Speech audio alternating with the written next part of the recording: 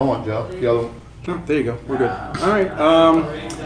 Welcome to another episode of Not for Nothing. I am in Pennsylvania. Kensington? No, hell no. Kennett Square. My God. Fucking, it's been a week. Jesus Christ. Kennett Square, Pennsylvania. Kensington. I am here with these two fucking knuckleheads. Yes, you are. Yeah. Why don't you explain who the fuckies are? So I am I'm BJ Betts. We are here at my shop, State Street Tattoo in Kennett Square, not Kensington, Kennett Square, Pennsylvania. And this guy is Damien Guerin, tattoo artist, lawyer, and business owner and business partner many different times with BJ Betts. Okay. Yeah. A few other people. So we've been talking for a bit, and you just started telling a story about Tony. Tony Olivas, R.I.P. So, well, Damien's going to have to tell you his version, but basically, Damien and Tony have been were partners for how long? Well, we met each other 30 years? back in 1996, All right. 97. So close, right? Yeah, and we owned the Norcross Sacred Heart together for a while. Yeah. So Damien and Tony notoriously have, I can't tell you how many times I've been involved in these conversations where it just went south, really. It went from laughing to crying to I hate you to hanging up the phone on each other. I don't know how many times, but you know, Tony one time got these handmade glass blown Sacred Hearts made. They're beautiful blown glass. And Damien goes to go ahead. You Well, he said I had just flown in, and I was to go tattoo and for the weekend, and he said, "Oh, he just actually arrived and stuff." I actually had keys to his house, and he beat me there to the house. And I said, "Hey, how you doing?" He goes, "I just got home, blah blah blah. I just got to show you these Sacred Hearts I had, like made. They're just beautiful. I have one for you. I put it off to the side, but they're really fragile." And he said, "Well, let me show you." I had like 15 made of them. And so now, for my own defense on this one though, have you ever gone to like Walmart or something? They have those like ledges or that you put on the decorative, and they have like what? They're like ledges that you put on the wall, and Ledge? they have like a fucking shelf. a shelf. Yeah, that's the word. So anyway, ledge. it's a shelf. It's a ledge, a shelf, and it has basically tape in the back. Right, that's more decorative. Oh, so it's more about keeping it on the wall, without damaging the wall. Exactly right. So it's got this like strip of adhesive. It's you put I don't know some kind of knick-knack or doilies or Nothing heavy. Exactly. Now these things were exactly heavy, but this thing's not exactly like sturdy to the wall, right? So I went to reach over to just kind of look, and just as I did it, just basically by air, in slow motion, this thing went like this. And these things started falling. Dude, one after the other. Crashing. Of course, I'm trying to grab them, and it didn't work. I think we. How many did you end up breaking? All but like 3, I think. Holy dude, Damien's literally like diving down to catch them as they're falling. I had broken glass all over me. Tony's looking at me like, dude, Tony was so mad. Disbelief and just like, I'm like on the floor like, oh shit. I'm like, dude, I'm so sorry. And he's like, oh, for fuck's bro, sake, I just gotta go to bed, man. I can't. How long ago was this? Oh shit, that was about what? Maybe 10 years? 10 or 15 years ago. It was a while back. Yeah, it was a while back. So how long have you guys? So you guys have been partnered for a bit, but how long have you both been like? We'll start with Damien first. How long have you been tattooing? Since 1976. I started in Colorado Springs, Colorado. Oh, you started in Colorado? Yep, in Colorado. Yeah, and I tattooed in Colorado. I tattooed on the road when it was illegal in Oklahoma. Me and another guy, we used to go to the Panhandle, and we used to get a bunch of people together. We used to tattoo. In those days, a lot of places were illegal. You had to. Yeah, back then there were quite a few. Like South Carolina was one of the last states to legalize. Absolutely, and Texas too. Texas too. Yeah, I tattooed a lot in Texas, especially in South Texas. Seguin, New Braunfels, that area, San Marcos. just kind of like the Texas Hill Country. And what year was this? That would have been in the 80s, the early 80s. Early 80s. Like 80, 81, 82, something like that. At some point, I left Colorado to go to law school, and that was in 84. And then I worked with a couple artists here in Delaware, actually. And then I was actually tattooing part-time with Tattoo Tony DiPietro. Oh. And he's the one that actually introduced me to Ernie Carafa. We were talking, there was some good, there was some actually good and bad Ernie Carafa stories that were being said before. Right. So I don't know how, I don't think we should repeat. Oh, No. I mean, we might get into that, but I don't think I don't necessarily, especially considering the climate around pigments and Right, nowadays. what's going on now especially. But I was tattooing him actually. I did a Tattoo Tony. He'd actually been in Florida, and he'd been working with Gil and those guys down there. And at some point, he came up to Delaware and he was tattooing, and but he was going back and forth. So I tattooed him. I did a St. Anthony on him. Single needle. Nobody was doing single needle at that time. More on the East Coast. On the East Coast, yeah. In the West Coast, I mean, in Colorado, I mean, from the West, everybody did single needle. But that was just kind of that was a movement into itself. Exactly. When I first came to the East Coast in '84, trying to even give away a black and gray tattoo was impossible. And of course, we're next to Philadelphia, and basically people wanted bold line, traditional work. Philadelphia, Eddie style. Right, and the guys from New York as well. I mean, that was the standard.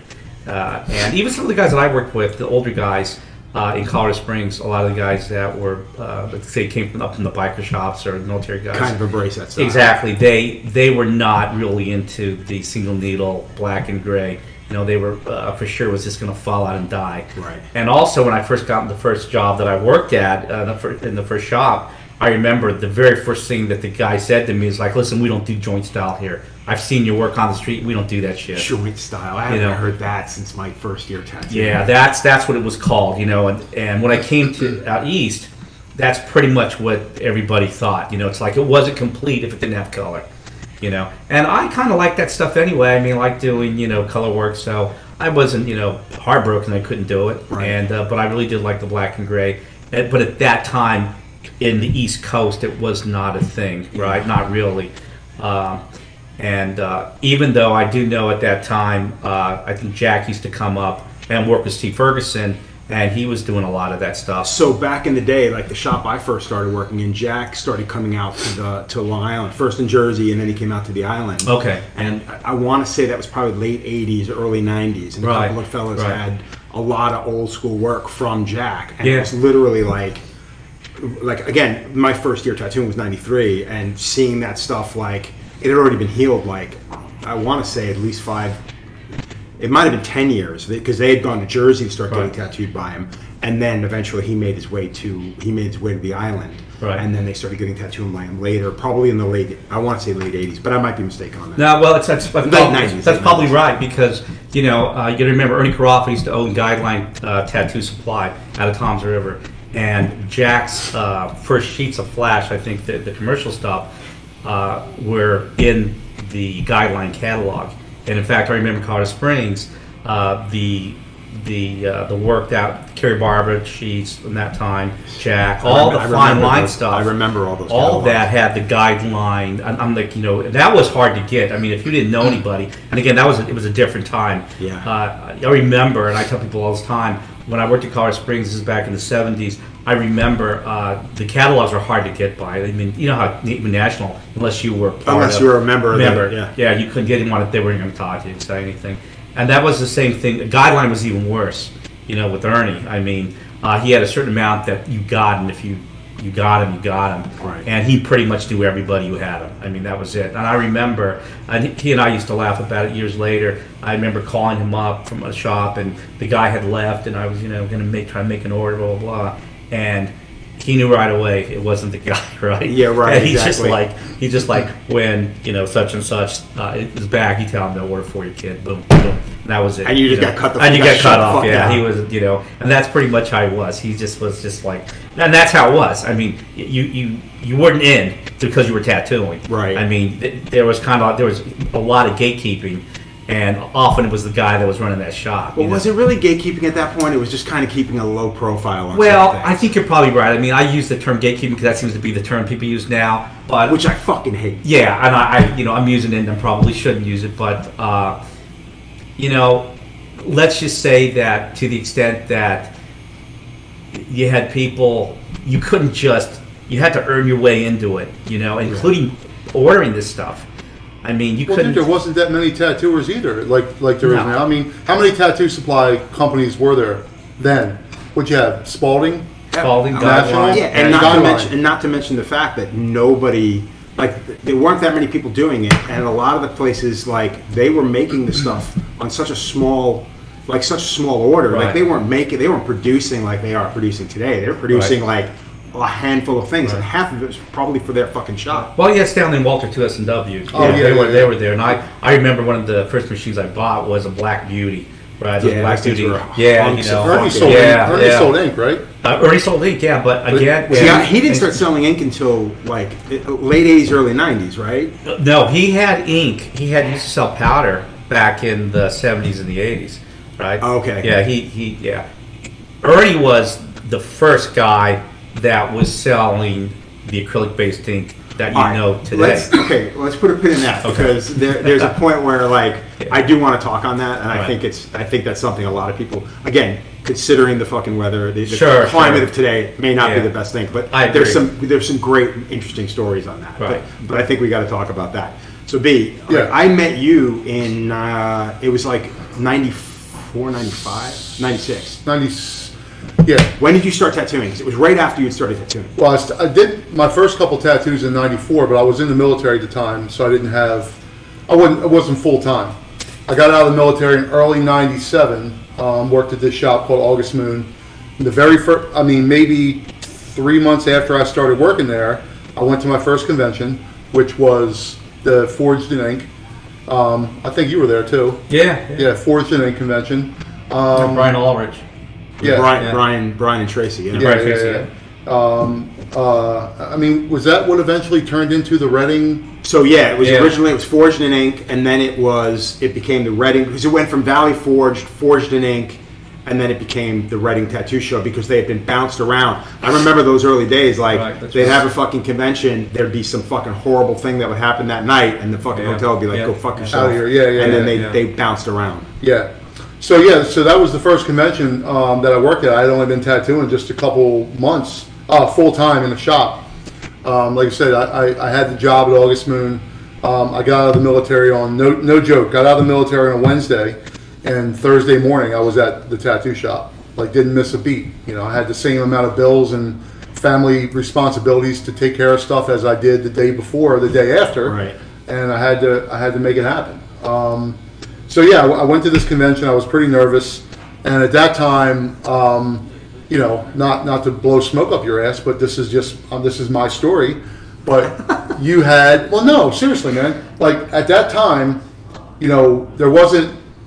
Your style wasn't. You were the first one to do that type of airbrushy, illustrative type of thing. I was definitely one in that area, especially being in the Northeast, being Absolutely, from New York. Right? And so me being growing up around graffiti and loving that airbrushed and that smooth shading, I loved that style.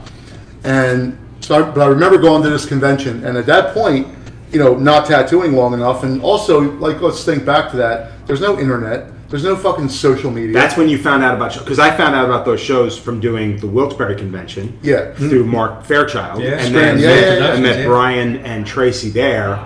They asked me to do their convention, and at that time I was just hot to do any show that was out there. Yeah. And I got to do that one, and that's kind of how that all kind of worked out. I think I had done the show the year before I tattooed you, though, at least the year before. Okay. I want to say the year before at least. So we go to the convention, and at that point, the only exposure to that I had outside of the only tattoo exposure I had was going to a convention or tattoo magazines. That's all we had, because there's no internet. You know what I mean? There's no fucking cell phones. There's no there was no Google. Obviously, there might have been internet, but there definitely wasn't anything. So I want to say the internet I didn't notice anything with the internet until probably 90. I want to say 98. Right. So after this is my point. So, you know, that's when they had that MySpace and all that stuff. No, that was even before. MySpace was. I want to say MySpace wasn't until like 97, 98. Okay. Wow. Well, okay. Why? Because it wasn't until I got my own place that I got my own computer, and I got my first website, which would have been 98. Okay. 98. So right. So I'm at the convention, and after only seeing all my favorite tattoo artists by magazine, you know, you go to a convention, and it's like the magazine came to life. You know, like, I loved your stuff, and you were there. I don't even remember who else was there. I mean, like, Paul might have been there, Booth. And yeah, so Paul worked the shows back then. You had Mario worked the shows a couple of times. Not that often. I want to say maybe once or twice. Then you had, like, Maldonado was there at the time. Right, so the point is, like, you know, most shops at that time were largely Flash-based shops. There wasn't that many custom shops that were around anywhere. Yeah. This is before, you know, people weren't specializing and fucking specializing, you know. Specializing. And you know, you had to be very proficient in every style, or you weren't going to get a check that week, you know. And so that's when I first started tattooing. I loved that thing, and eventually it turned into, by default, lettering, but doing a lot of lettering. But back then, anyway, we get to the convention, and the magazine came to life. You know, it was like all these people, and back then, man, we had all these magazines, and you could pretty much know when you saw the person, if you studied the magazines like I did. Yeah. You knew when you saw the name, and you'd be like, oh, fucking, you know, Jay Wheeler from fucking whatever. Jay Wheeler, that's a fucking name. Right, you know, it'd be like, oh, you know, John Clue, Guilty and Innocent. You know, you would know Guy Aitchison, Guilty and Innocent, fucking Kim Sai. You know, you would know all these names based on that. And you would be like, oh, I know, that's fucking from so-and-so and so. You know, so you're walking around. And so I likened that to, like I'm saying, like listening to your favorite band, and then you have their CDs and their fucking albums, and then you go to a concert, and there they are, right? So tattooing was kind of like that, with the big difference is that you can actually talk to them and fucking even get tattooed, maybe, you know? Well, again, that was part of the whole thing of being able to meet people and then hang out with them after the show. And I don't want to say this is before egos, because that would be a lie, but this is before egos really played a major part. And I was so excited to just be off of Long Island and be tattooing amongst other tattooers, meeting brand new clients that I would never get the opportunity to meet on Long Island, and just being in the mix of all that stuff. It made such a big difference in not only in my I don't want to say my career, but just a life experience for me. Right. You know, being a kid from Long Island, you don't leave the island, you know what I mean? Yeah. And to be able to do it, and I wasn't that young. I was like I want to say I was in my like maybe mid-20s, like 25, 26 at that point. Well, you know, it was really a different time and a different sensibility. I just think at one time when Tony and we had messed up our registration for AmJam, you know. I can't imagine there was much in the way of registration. There really wasn't much. Was there health department stuff then? No, I don't remember any of that health stuff. Health department stuff in New York didn't start until 90. I want to say 95 maybe. For conventions, I mean? It was Schenectady, New York. No, but anyway, I remember just in reference to how people were, like, you know, talking about meeting people and just a different attitude. Well, Spiderweb had a booth that he wasn't using, and so he gave me and Tony the booth, and then right next to us, of course, was Little Vinny, right? And actually, he had just finished Brian Cross's back. We all know that story. Oh God! Right. Yeah. So I mean, that's a whole different tattoo lore there, but I think that was the first time I had met Little Vinny a few times before at some of the other shows. I think Richmond one time, and it was awesome because then, you know, you didn't meet any, you didn't know him, or you said hi or bye, whatever, and then the rest of that week or the weekend, you know, just having a great time and watching him work, learning other things, and just all kinds of crazy stuff. I remember I had a hard time putting in color At that time, I wasn't using mags. This is when they had AmJam in at the International Brotherhood of Electrical Workers before they had it in the Armory, right? And I remember I'd worked with the guy in Houston, and this other guy showed me basically how to make mags and all the rest of it. What were you using before? Using flats? Using flats, yeah, or double stacks. Right? Double stacks, yeah. That came back for a short time. In the late 90s, yeah. In case people don't know what a double stack is, which probably some people don't. Well, I'm not telling anybody how. In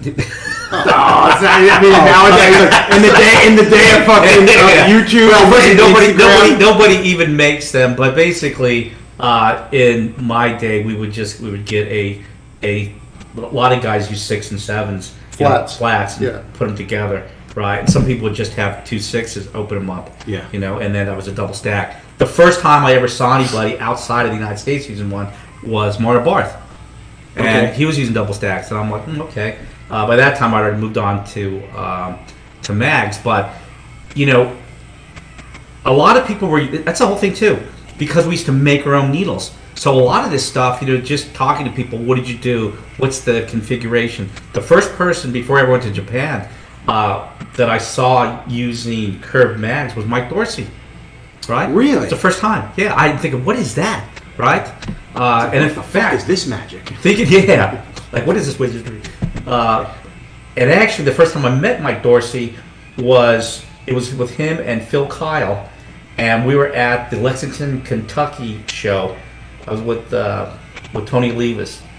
And what was the name of that guy that used to run that show? I forget his name. In Lexington. But Lexington, Kentucky. Oh. If I remember his name, he doesn't know who it is right away. But he was one of those. There was these named guys that you would see like in the magazines that weren't necessarily good tattoo artists. No, but back then you didn't have to necessarily be a good tattooer to make a name for yourself. Exactly. Like Bill Dedsman used to run the convention in Indiana and all that shit. Yeah. He was nothing. He was a regular street. Street shop. He was just whatever. Absolutely. So the rest of my story, meaning you, is no. Just real quick though. Yeah. Like everybody knows you as. The reason why I brought up Mike is because I remember before I met you, I didn't know you as a lettering guy. I knew you as doing Japanese style work, and I remember the Flash. Going back to Joe's point about the Flash, that I remember buying your set of Flash that you and Dorsey put together. When you say buying, you mean bootlegging? Well, that too. Yeah. But, there's a bit of bootlegging. I mean, I bought the copy. Right. Copied the copy. Yeah, well, I'm just saying. Well, you bought it from Staples because you paid for the. Well, technically, it's got to come from somewhere. Right. It ain't like the stork is dropping. Yeah, I mean, but that is true though, man. And I mean, we talked about that a lot over the years, Damien and I. But all the bootleg shit you have. But no, about Mike, like, and at that point, in the early 2000s, man, I wanted to be the Japanese. I thought I was going to be the Japanese dude, right? Because me and Mike started working conventions together in like the late 90s, and the Richmond convention was the first one that Mike and I worked. And back then, the Richmond convention was the convention, right? It was like Billy Eason, rest in peace. Billy, you couldn't just get a booth. People, somebody had to not show up for you to get a booth there. Yeah, I've told that story about meeting Billy for the first time back in like the early 90s and just literally getting fucking blown. He would not even blown off, dude. It was embarrassing for me. Like I was just like, what the fuck just happened? Yeah, man. Dude, and the only reason the first time I worked at Richmond was with Mike, and Mike was like, hey man, I got tattooed by Mike a couple times, and I was like, hey man, Mike's like, you want to work Richmond with me, in a couple months or whatever. I was like, Jesus, I'd love to. So I worked my ass off, did a bunch of big paintings, talked to Mike on the phone a lot. He was like, oh man, we should do a set of Flash. And then it started. And then we did, I don't know how many sets of Flash we did, but it just turned into, man, I immersed myself in that style.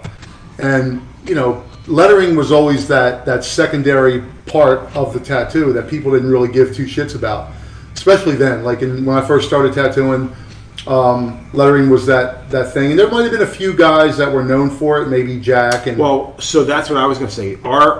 My introduction to lettering was Jack Rudy, and the funny thing was the guy I worked for. Yeah, exactly. But the guy I worked for had a couple of flyers that Jack had done for nationals.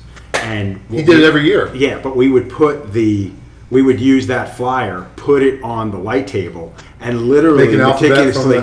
Not even, dude. We weren't even that productive. We'd literally just take it and literally write it out on the light table, just tracing out all the fucking. We should have done a fucking, because that would have made sense to do an actual like alphabet. But every time we pulled the fucking, it was so dog-eared, this original flyer, and that was my first introduction to lettering.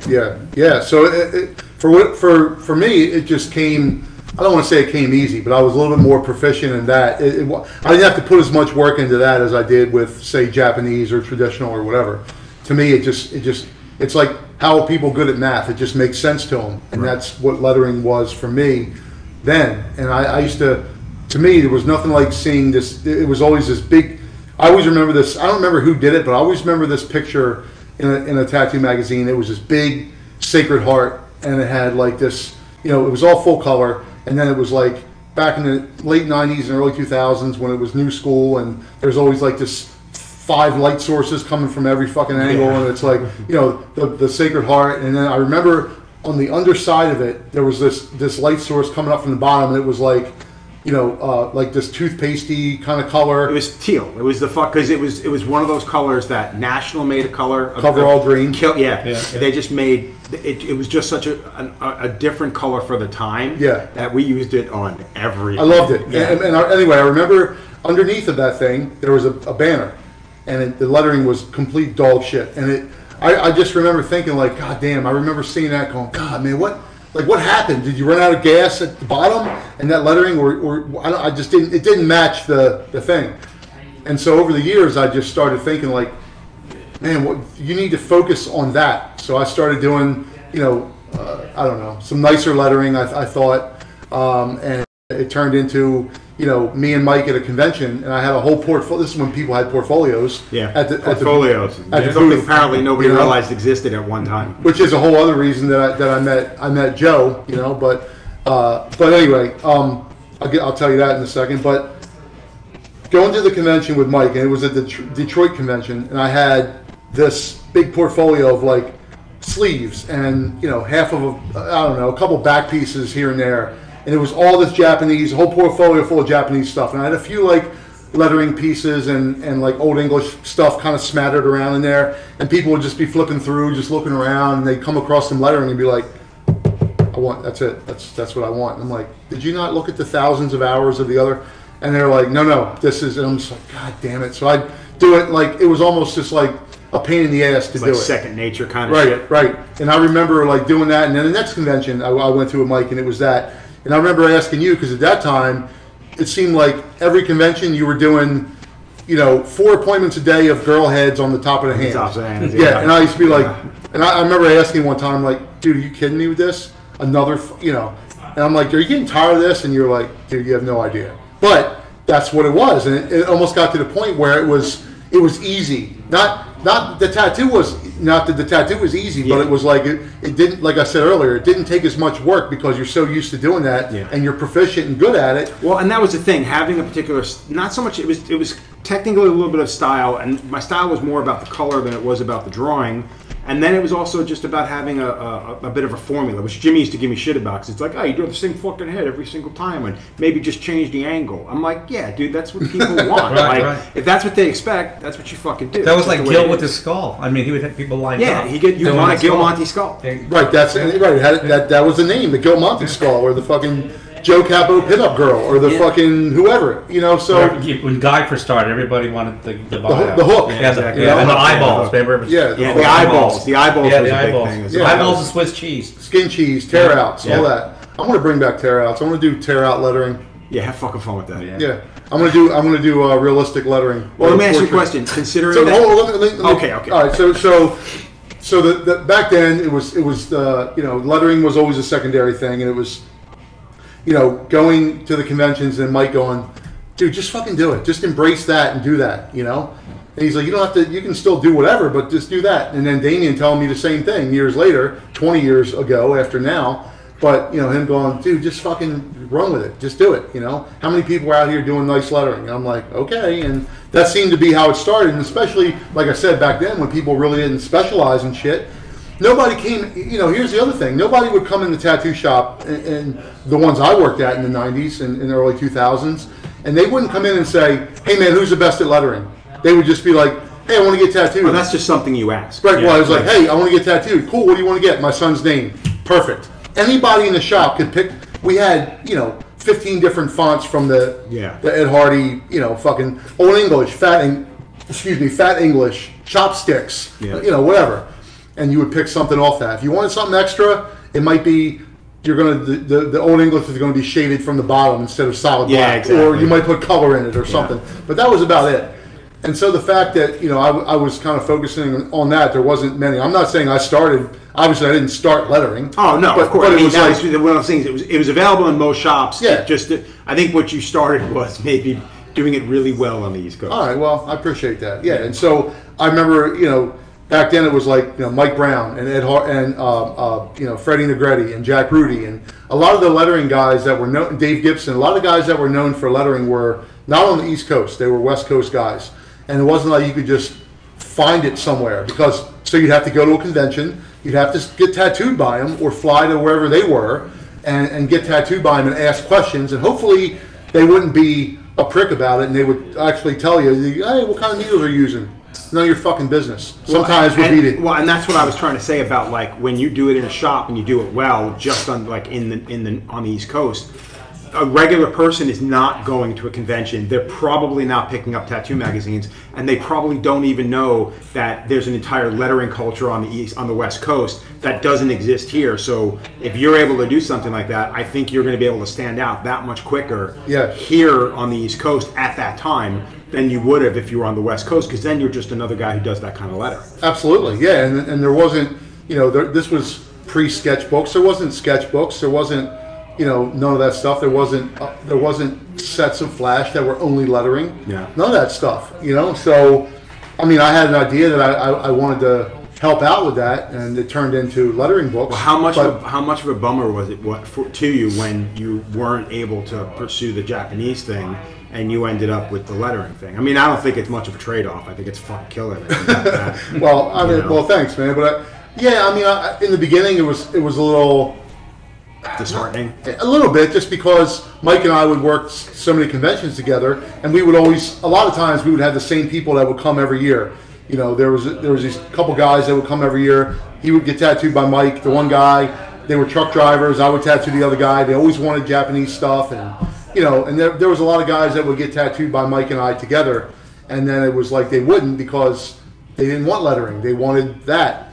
So I had to kind of go a different direction, but then other people started coming from a whole different genre of collectors and other tattooers that it was just, it was cool, man, and I really enjoy it too. So that's the thing. That's the thing I'd say that kind of cut back on the disheartening feeling was that I enjoyed doing it. It wasn't something that I just did once and was like, I don't know about this, man, or I had to relearn everything. Yeah, it's not like you're picking up like you're already good at it. You already had a feeling. I liked it. I did enjoy it, and then, but like I said, man, a lot of people, on the West Coast, it wasn't this thing that it was passed down from Mike Brown to Jack and Jack to Freddie, and there was like a group of tattooers then that took script very seriously, and to me that was amazing because we didn't. At least I know we didn't have that on the East Coast. Here, yeah. It was like tattoo font, pipe font, stuff like that. And so to be able to learn all that, but back to the beginning of meeting you at the fucking Forged in Ink, right? I worked this way around. Well, I didn't get done, and this guy starts with his fucking stories, but. Well, let me finish. Bodine. That was the name of the guy from Lexington. What the fuck? Do you know who that is? No, I've heard the name, but I don't know him personally. I thought you were going to say Little John, quite frankly. No, Little John he was the Carolinas. Yeah, Carolinas. But because there was a whole different. It was like different finish your story. Anyway, so I remember, I'm at the Forged in Ink convention, and you were in the booth next to me, and I had half of a portfolio put together. You had all your newest sets of flash, latest and greatest. And I remember going over there and just looking at them, and you had a lot of sketches that were available to get tattooed also. And it was colored pencil on vellum or tracing paper, and it was so it gave you a little bit better of an idea how it could potentially look on your arm. Yeah, that's honestly why I liked working on vellum, because you could put different colors underneath it, and it would actually change the appearance of whatever was on top. So it's very similar. You told me that. You would say you would put like maybe like a piece of tan paper underneath to make it look more like it would be representing skin or something. Brighter on the skin. But I remember saying that and going, man, dude, I want to buy all your flash. I want to buy a set of everything, you know? And you were like, really? You know? I'm like, yeah, fucking, I love it, you know? And you were like, oh, cool, man. Where are you working? I'm like, I'm fucking working right here, you know? And you're like, oh, man, at the end of the weekend, man, if I got left over, I'll give you some other stuff, whatever. You're just trying to be nice. You didn't give a fuck about me or whatever. Whatever. But I'm like, dude, you have any time to tattoo me? And you're like, yeah, well, we can do it tomorrow. And I'm like, sick. And I want something out of something you drew. And I settled on this fucking thing on the back of my arm. So it's funny, you said that you wanted to be like the Japanese guy, and I was basically, like, I started drawing Flash because at the time, we weren't busy in the shop, so in order to make money, I started creating Flash, and Japanese was a big thing. That wasn't a big thing, but it was on the covers always, and there was always this, like, love for, I don't want to say love for me, like me personally loving Japanese, but it was there, and it was something different, and I knew nothing about it. So the fucking head you got is a mix between like some kind of Bali bullshit and fucking Japanese. It's like, it makes no fucking sense. Dude, one tattoo that I always remember that you always have those images from people of their that one tattoo that always sticks out in your mind, right? And one of the things from back in the day that I always remember that you did, it was, I love the praying hands. I love them, right? Yeah. The classic image. And your take on that, it was in color, you know, and it was like extra veiny and fucking blood pressured, all blood pressured out. It's like, you know? Like this guy's going to have a fucking stroke. Sugar yeah. No, dude, I always remember those praying hands that you did that were in color and they were more realistic. It was like your take on praying hands. Do you remember the one I'm talking about? No, I do actually, because back then it wasn't regular to do that kind of work in color. Right. And back then I just loved doing. That's all color. you did, right? Yeah. And what I liked most about doing religious stuff was you got to use that teal.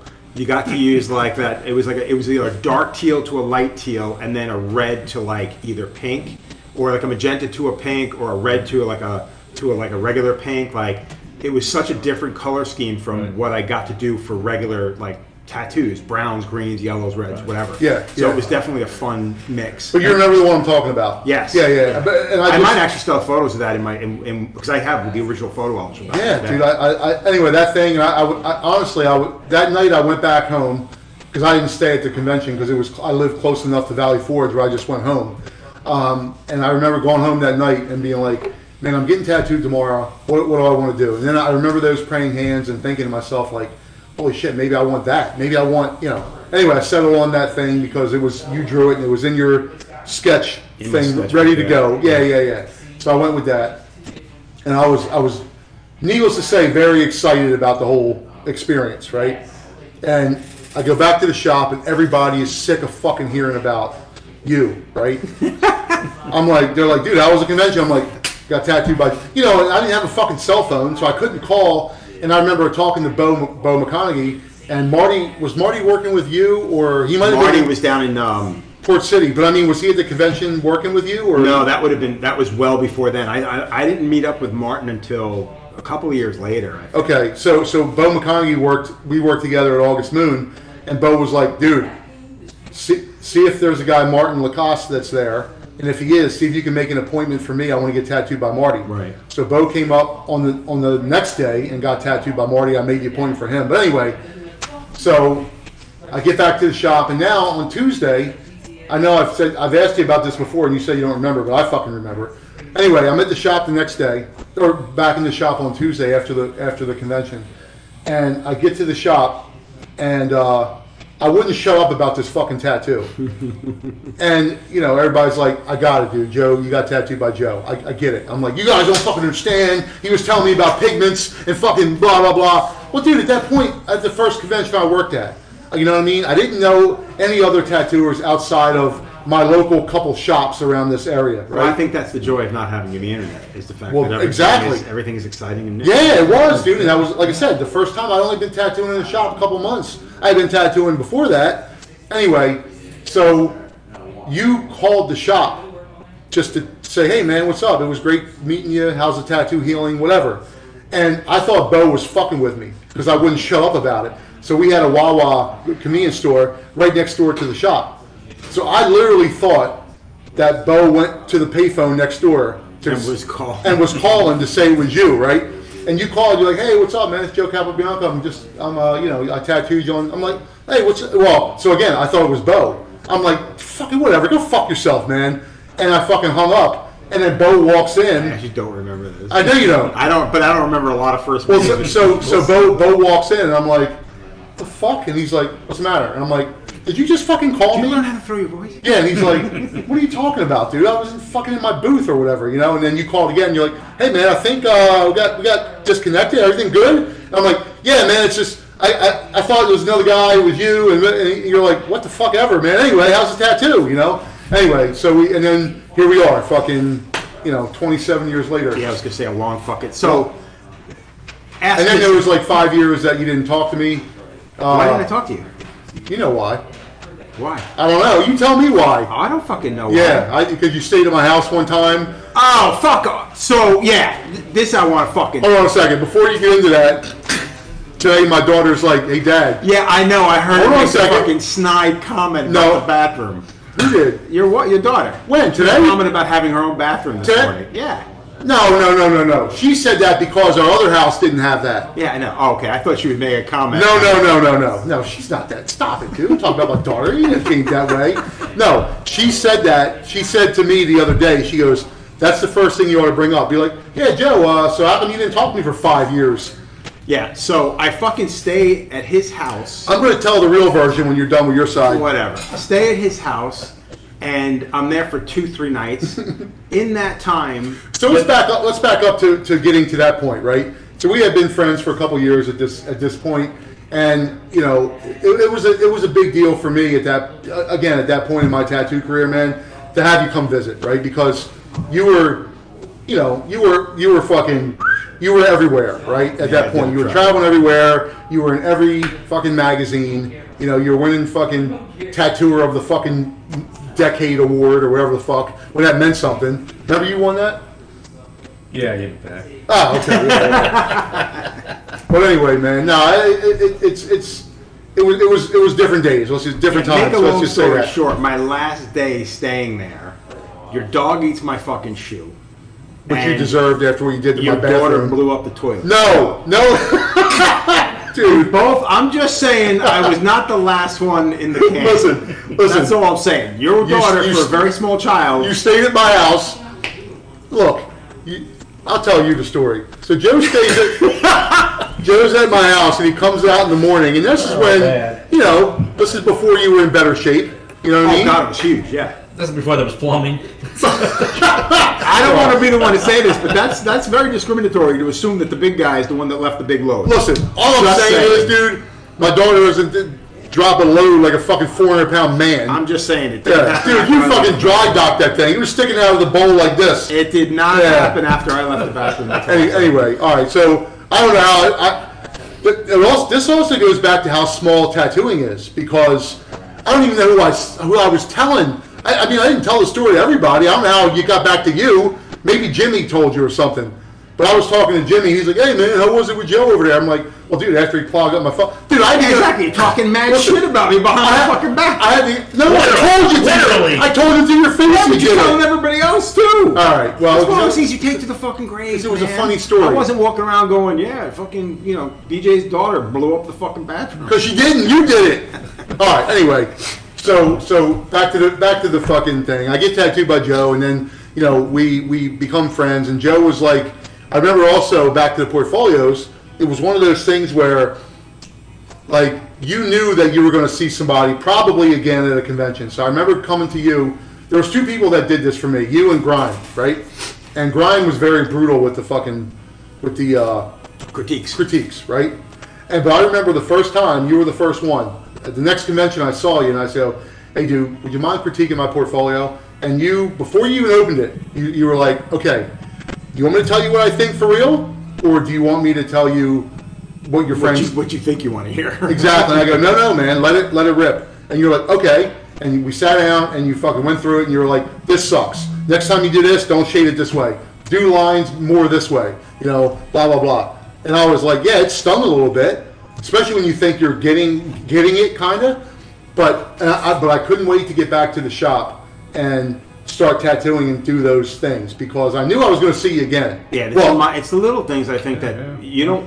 You're so caught up in the fucking moment of creating that you. I mean, dude, it happens to me till today. That's why a lot of times I'll have my drawing and maybe my color rough in front of me because otherwise I'll forget because I'm so stressed about making sure my line work is clean, making sure my shading is smooth.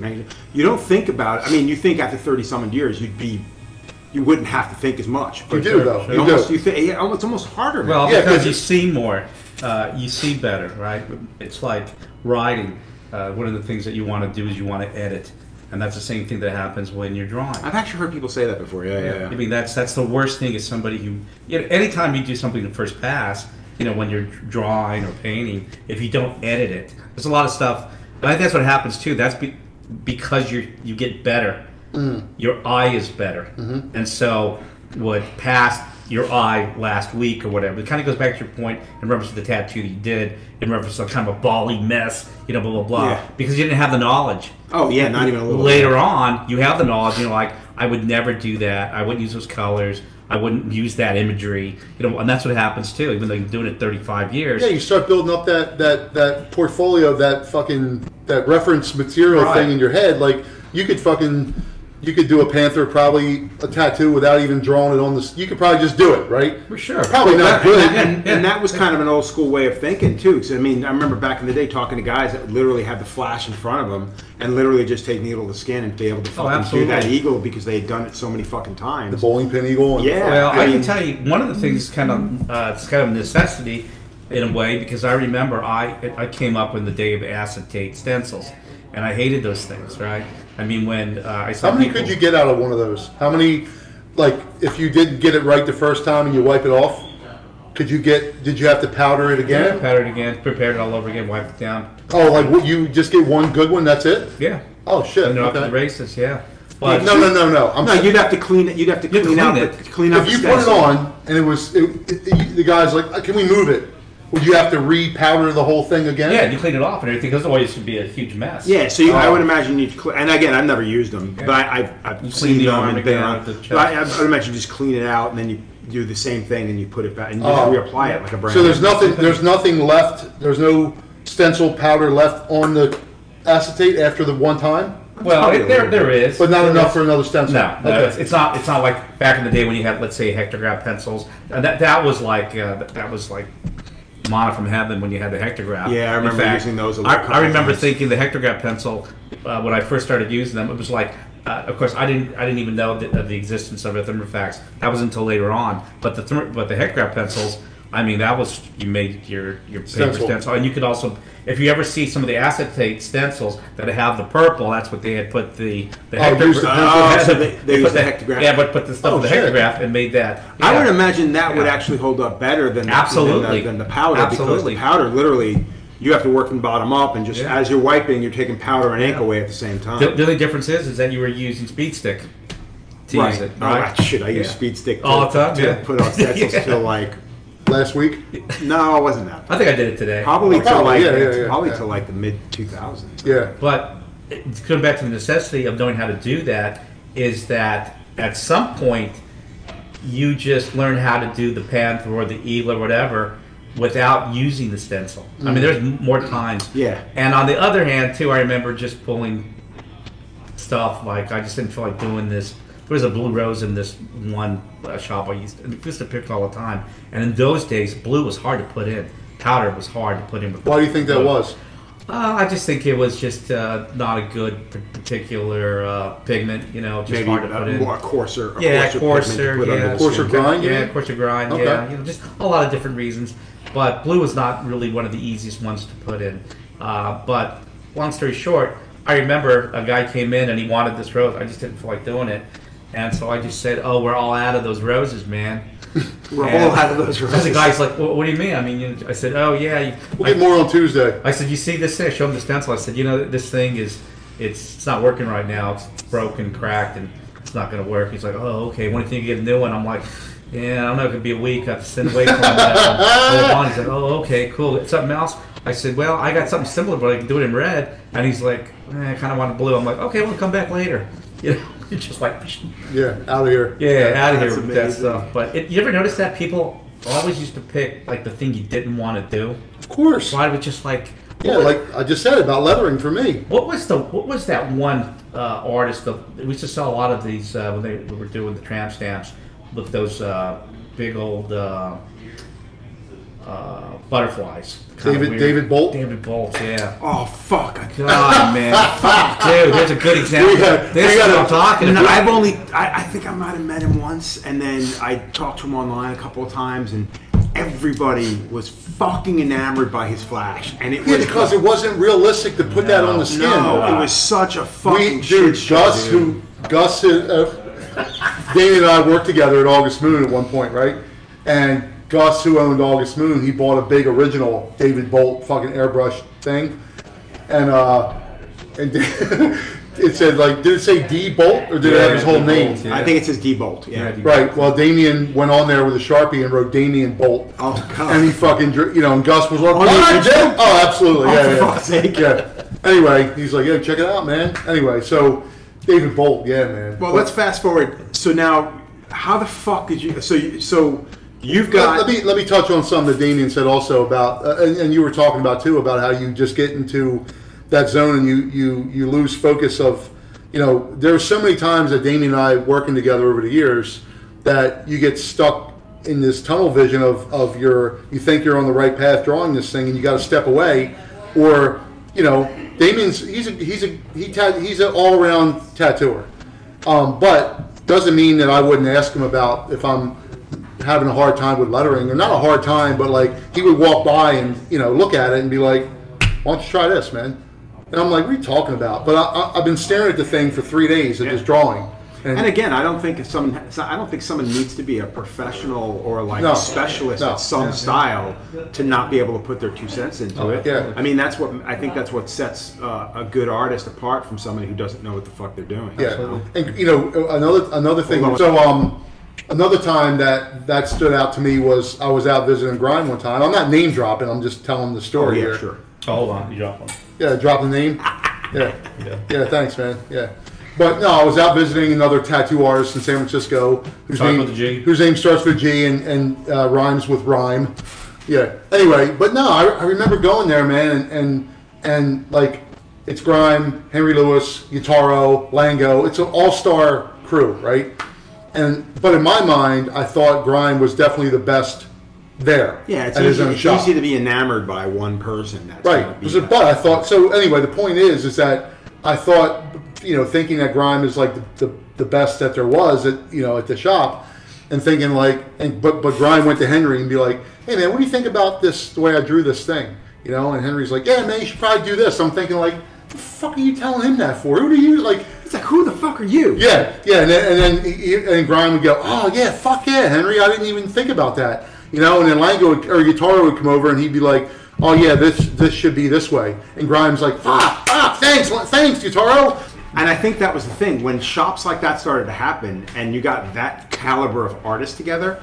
You saw things happen, like when Everlast opened up, when Primal Urge opened. Primal Urge, I want to say Primal Urge was the first, and then 222 happened. Yeah. But 222 was such a short-lived. Yeah. It was almost like a candle that burns twice as bright is going to burn half as long, and that was definitely a thing. Yeah. And then you had New School Collective and all that stuff happening, and it changed the way things went down in business. Who was it for you? Like, was there a shop like that back in the 70s or early 80s that was like an all-star crew? When I came up, it was the guys in Denver, like Pete Paulus. Peter Paulus, the guys, they were from New York, and their sensibility of tattoo was really good. Shotzi went into a bunch of detail, which will air next week, or the week before this one. But he went into detail on Peter and stuff, and going out to Arizona. He actually had some pretty good, real rough stories, but they were they were good. They were good stories. The guys at Golden Dragon. I mean, there was a lot of good guys coming out of the Malcalandra brothers. George is a good one. John Boy. There was a lot of. People don't know those names today. Eric Fisher, of course, is really good too as well. Montgomery. So you knew those guys are all from that group. Now, those guys I had never met, but we had seen their work in Colorado Springs. You know, and a lot of guys who wanted to get good tattooing, they went up to Denver to get tattooed by those guys. Right. You know, and so that was in the '70s. If you wanted to see really good work like that, that's where you went. And you know, of course, those are the guys who are top guys from the East Coast anyway. Right. That'll make that. Which is funny because the East Coast, I don't think ever really got a lot of its due until probably the '90s, late '80s, early '90s, because that's when you had Eddie come out to the East Coast. You had Philip make his way out to from Switzerland to work with what's his name? Why can't I remember this fucking guy's name? Not Fun City. Jonathan Shaw. Yeah, Jonathan Shaw. Yeah. I did this the other night at blank. But yeah, I mean, he brought people in that were just kind of like, you would have never seen otherwise. Well, that's the thing in the '70s, to see that type of work. Of course, we all knew Ed Hardy and Jack and Jack, a lot of that. Of course, the magazines were just starting to come out. I think the first time I saw a magazine was like in '84. What about Tony Edwards? Was he in the '70s too or '80s? No, he wasn't. He wasn't then yet. Oh no, okay. No. Yeah, he was definitely younger. So I remember Jimmy got tattooed by him in Detroit. He got some stuff on his. Yeah. In fact, when I met Tony Edwards at the at Crazy Aces show, which we were talking about earlier in New Orleans. Actually, with him and Lupita were walking around, and I had just met Tony Olivas before that, right? He was tattooing with Jerry Rieger. He had been working with Adam West and came from Panama City, and now was working with Jerry. Adam West. And of course, Jerry at that time was running not to say running, but he was the manager for J.D. Crow at the Carrollton, Virginia shop. Oh, shit, okay. Right? So, and again, it's funny because if there was a lot of people, but there wasn't that many people. So, we all met each other because it was just kind of a smaller group. I think it was a small group, but you're also all spread the fuck out. So it's while it is technically you should know everybody, it's harder to get in touch with those people. Right. Where now the group is a million times larger, but with social media and cell phones, whatever, it's so easy for everybody to get in touch with somebody in seconds, no matter where in the world they are. You can watch somebody tattooing right now in Japan. Yeah, exactly. Right. And where back then it was like you'd write a letter, maybe get them on the phone. Right. It was a much more difficult procedure to get in touch with anybody. Well, it's funny because when I came over here to the East Coast to go to law school, I was again snail mail. I was corresponding. We used to write letters, and I remember I used to buy tubes and some pigments from Johnny Chance's dad, right, Dominic Chance, right, and he was in North Carolina at the time. I later heard all kinds of stories from Bill Funk in reference to Eddie's relationship with Dominic Chance. So that's such a fucked up situation. But there's a lot to that. But in that same regard, he said, "Oh, you're going to be going to law school. Go see my son. He's just a few clips away from Philadelphia, since you're going to be in Delaware." And that's kind of how it was too. It was a small group of people, and as you wrote to people, and you had a good point earlier too in reference to that's not really, when you say the gatekeepers, everyone gatekeepers. You just kind of had to. There was a respect level to that. Well, I think the people that are throwing the word gatekeeper around today are just mad that nobody's offering it up as easily as it is to pick up their cell phone. Absolutely. And to them, that's gatekeeping. And when you sit back and you go, no, go fuck yourself, that's called, I don't want to even use the word respect. It's just decency. Just use the decency to assume that I'm not just going to hand something over to someone that I've never fucking known. Absolutely. And I think that's the difference with a lot of people that throw that word around today. You got to build relationships, and part of that relationship was writing. Also giving these people their due. Even just going to see people, man. Well, in my day, most of the people that you were seeking out were as old as your parents, and there was a different way that you spoke to your parents in those days. That's what? That's a really good way to put that, because I remember going into shops. I remember the first time I met Philip, I felt like a little fucking kid, and he's not that much older than I am. Yeah. You know what I mean? And you sit there and it's just like, I just met the guy in the mountain, and there's nothing but respect for that individual because of everything he was known for and what he's done, that you can't help but have that. I wonder how many of those people would have that kind of respect. Well, you see that when, for instance, when you're getting like, tattooed by a Japanese master. Like I was with Mario Barth when Mario Barth first started getting his tattoo done by Horitoshi. And I asked him, how'd you come to get to know Horitoshi? And he said, well, actually, he had a first meeting through Bill Salmon. And then there was a whole lot of letter writing until he finally got an invite and all the rest of it. It's not like, oh, I want to get tattooed by you.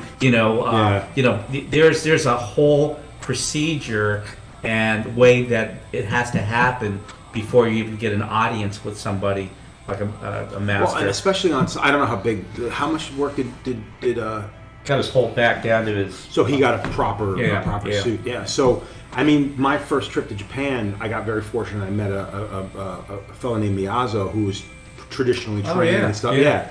And dude, he came to see me because having a name in the United States and kind of, I guess, worldwide at that point through the magazines and stuff, word got out that I was in Japan. So a lot of local tattooers came to visit. Which was incredibly, like, it was a super huge honor because I didn't put that much thought or faith in my own fucking skills to have these guys come into me and be like, oh my god, fucking joke up my ankle. Well, that just goes to show how what he was saying. Sometimes you don't realize where you're really at in the world in tattooing, and until finally something like that happens, you say, geez, maybe all this hard work I did really made a difference. It really was. People use me as a reference, or they want to get tattooed by me. It's definitely it's humbling. It's humbling and straight up fucking scary in some cases. Absolutely, yeah. Puts you on a different level, and of course that level requires responsibility too, and a lot of respect too. And it's that kind of, especially with artists. To me, that was always the biggest thing. And again, I use Tony Lewis as a good example of that. When I had met him, and I really loved his work, right? And when he said to me, "I really want to get tattooed by you." I mean, how many times is somebody that you really like their stuff, they say that to you, and you're elated. You're like, wow, that's great, man. Dude, I tattooed Joe, a couple of years ago now. And that was, for me, I mean... Yeah, and it's funny, man, because I always look at that kind of stuff as like, I mean, we all do what we do. So for me, it's like, yeah, man, like, you're fucking good at what you do, man. Like, why would I have less respect for what you do because you put me on some kind of bullshit pedestal? It makes no sense. Not now. Now you're just, some bozo. Yeah, exactly. Now I'm some fucking guy who shits up your toilet. Yeah, exactly. Hey, you said it, not me, man. I'm just saying. But actually, I don't know why this reminds me of something you guys were just talking about in reference to... Blowing up a toilet? Yeah, just give it an opinion, right? I don't know why. Kind of like the old thing with, assholes are like opinions. Everybody has one? I don't know why that just kind of circled back. No relation to the toilet itself, but... Yeah. But what I'm going... And again, you bring up a point. And circling back to when you were in the shop and you have all these people who are really good giving opinion and critique of somebody else's work. I think, because I have a number of shops and I have, younger guys, and so they lionize certain artists, and that maybe they're trying to follow that style. And if you try to give them any type of opinion or direction, especially when they're veering off, the edge, because again, they just can't. What they think they're watching is not really what they're watching. What they think they see isn't really what they're seeing. Right? There's something underneath that. There's more to it than meets the eye, let's put it that way. Right. And one of the things I always tell my guys, I might have another artist that kind of gives them, like, yeah, he doesn't even do that work. I'm like, listen, let me tell you something. The greatest athlete has a coach. Yeah. The coach is not as good. I get it. He's not as good. Every NBA or NFL or Major League Baseball team has a coach. And there's stars on those teams. They're great, right? What can the coach do? Well, the coach can see things that that guy can't see to make him a better athlete, right? It can be just you're twisting your body this way. You're not doing the execution incorrect, and you see it, and all of a sudden, boom, it hits. It doesn't mean that he had to win the Heisman Trophy to allow you to win the Heisman Trophy. He can get you there. Well, let me ask you a question, and this is kind of getting off subject with all the fun shit. We're getting into fucking deeper shit. Well, not deeper, but the idea that you have all these people now that they're good out of the gate, You know what I mean? They're just crushing it out of the gate. You've got all this private studio bullshit. You've got these guys who have become an island unto themselves because I don't want to say they don't feel they need the outside influence, but a lot of them act like they just simply don't need the outside influence. How do you think that's going to affect everything in the bigger picture? Do you think because of social media, they can afford that to be that way? They don't need the fucking coach. They don't need the outside influence because they're just so set and cool with what it is that they do and the audience that they've captured that they're good with that. They don't need anything else anymore. Well, I think that's one thing that we just have to accept. There are some people who are geniuses, right? There's just some people that just get it. Now more than ever. Yeah. Well, and I think what it is with tattooing is because tattooing was kind of small. If we think about it, right? Think about how many people write, right? How many writers there are. And then there's some people that are just, there's a few Shakespeare's out there, right? There's only one, actually. But there's a lot of great writers, right? And that's because there's just so many of them. There's really not that many, right? And that's the same thing with tattooing. Our perception is that there are just so many people that are just so great. But if you think in terms of just the size and population of just humanity, it's still just a very few people. And some of those people, you know, some of them are Michelangelo. Yeah. You know, some of them are Peter Paul Rubens. It's just, you know, they're just very good artists. They probably don't need your input. And I get it, right? But that, again, is still just a minority. And, of course, we see those people are really good. Why?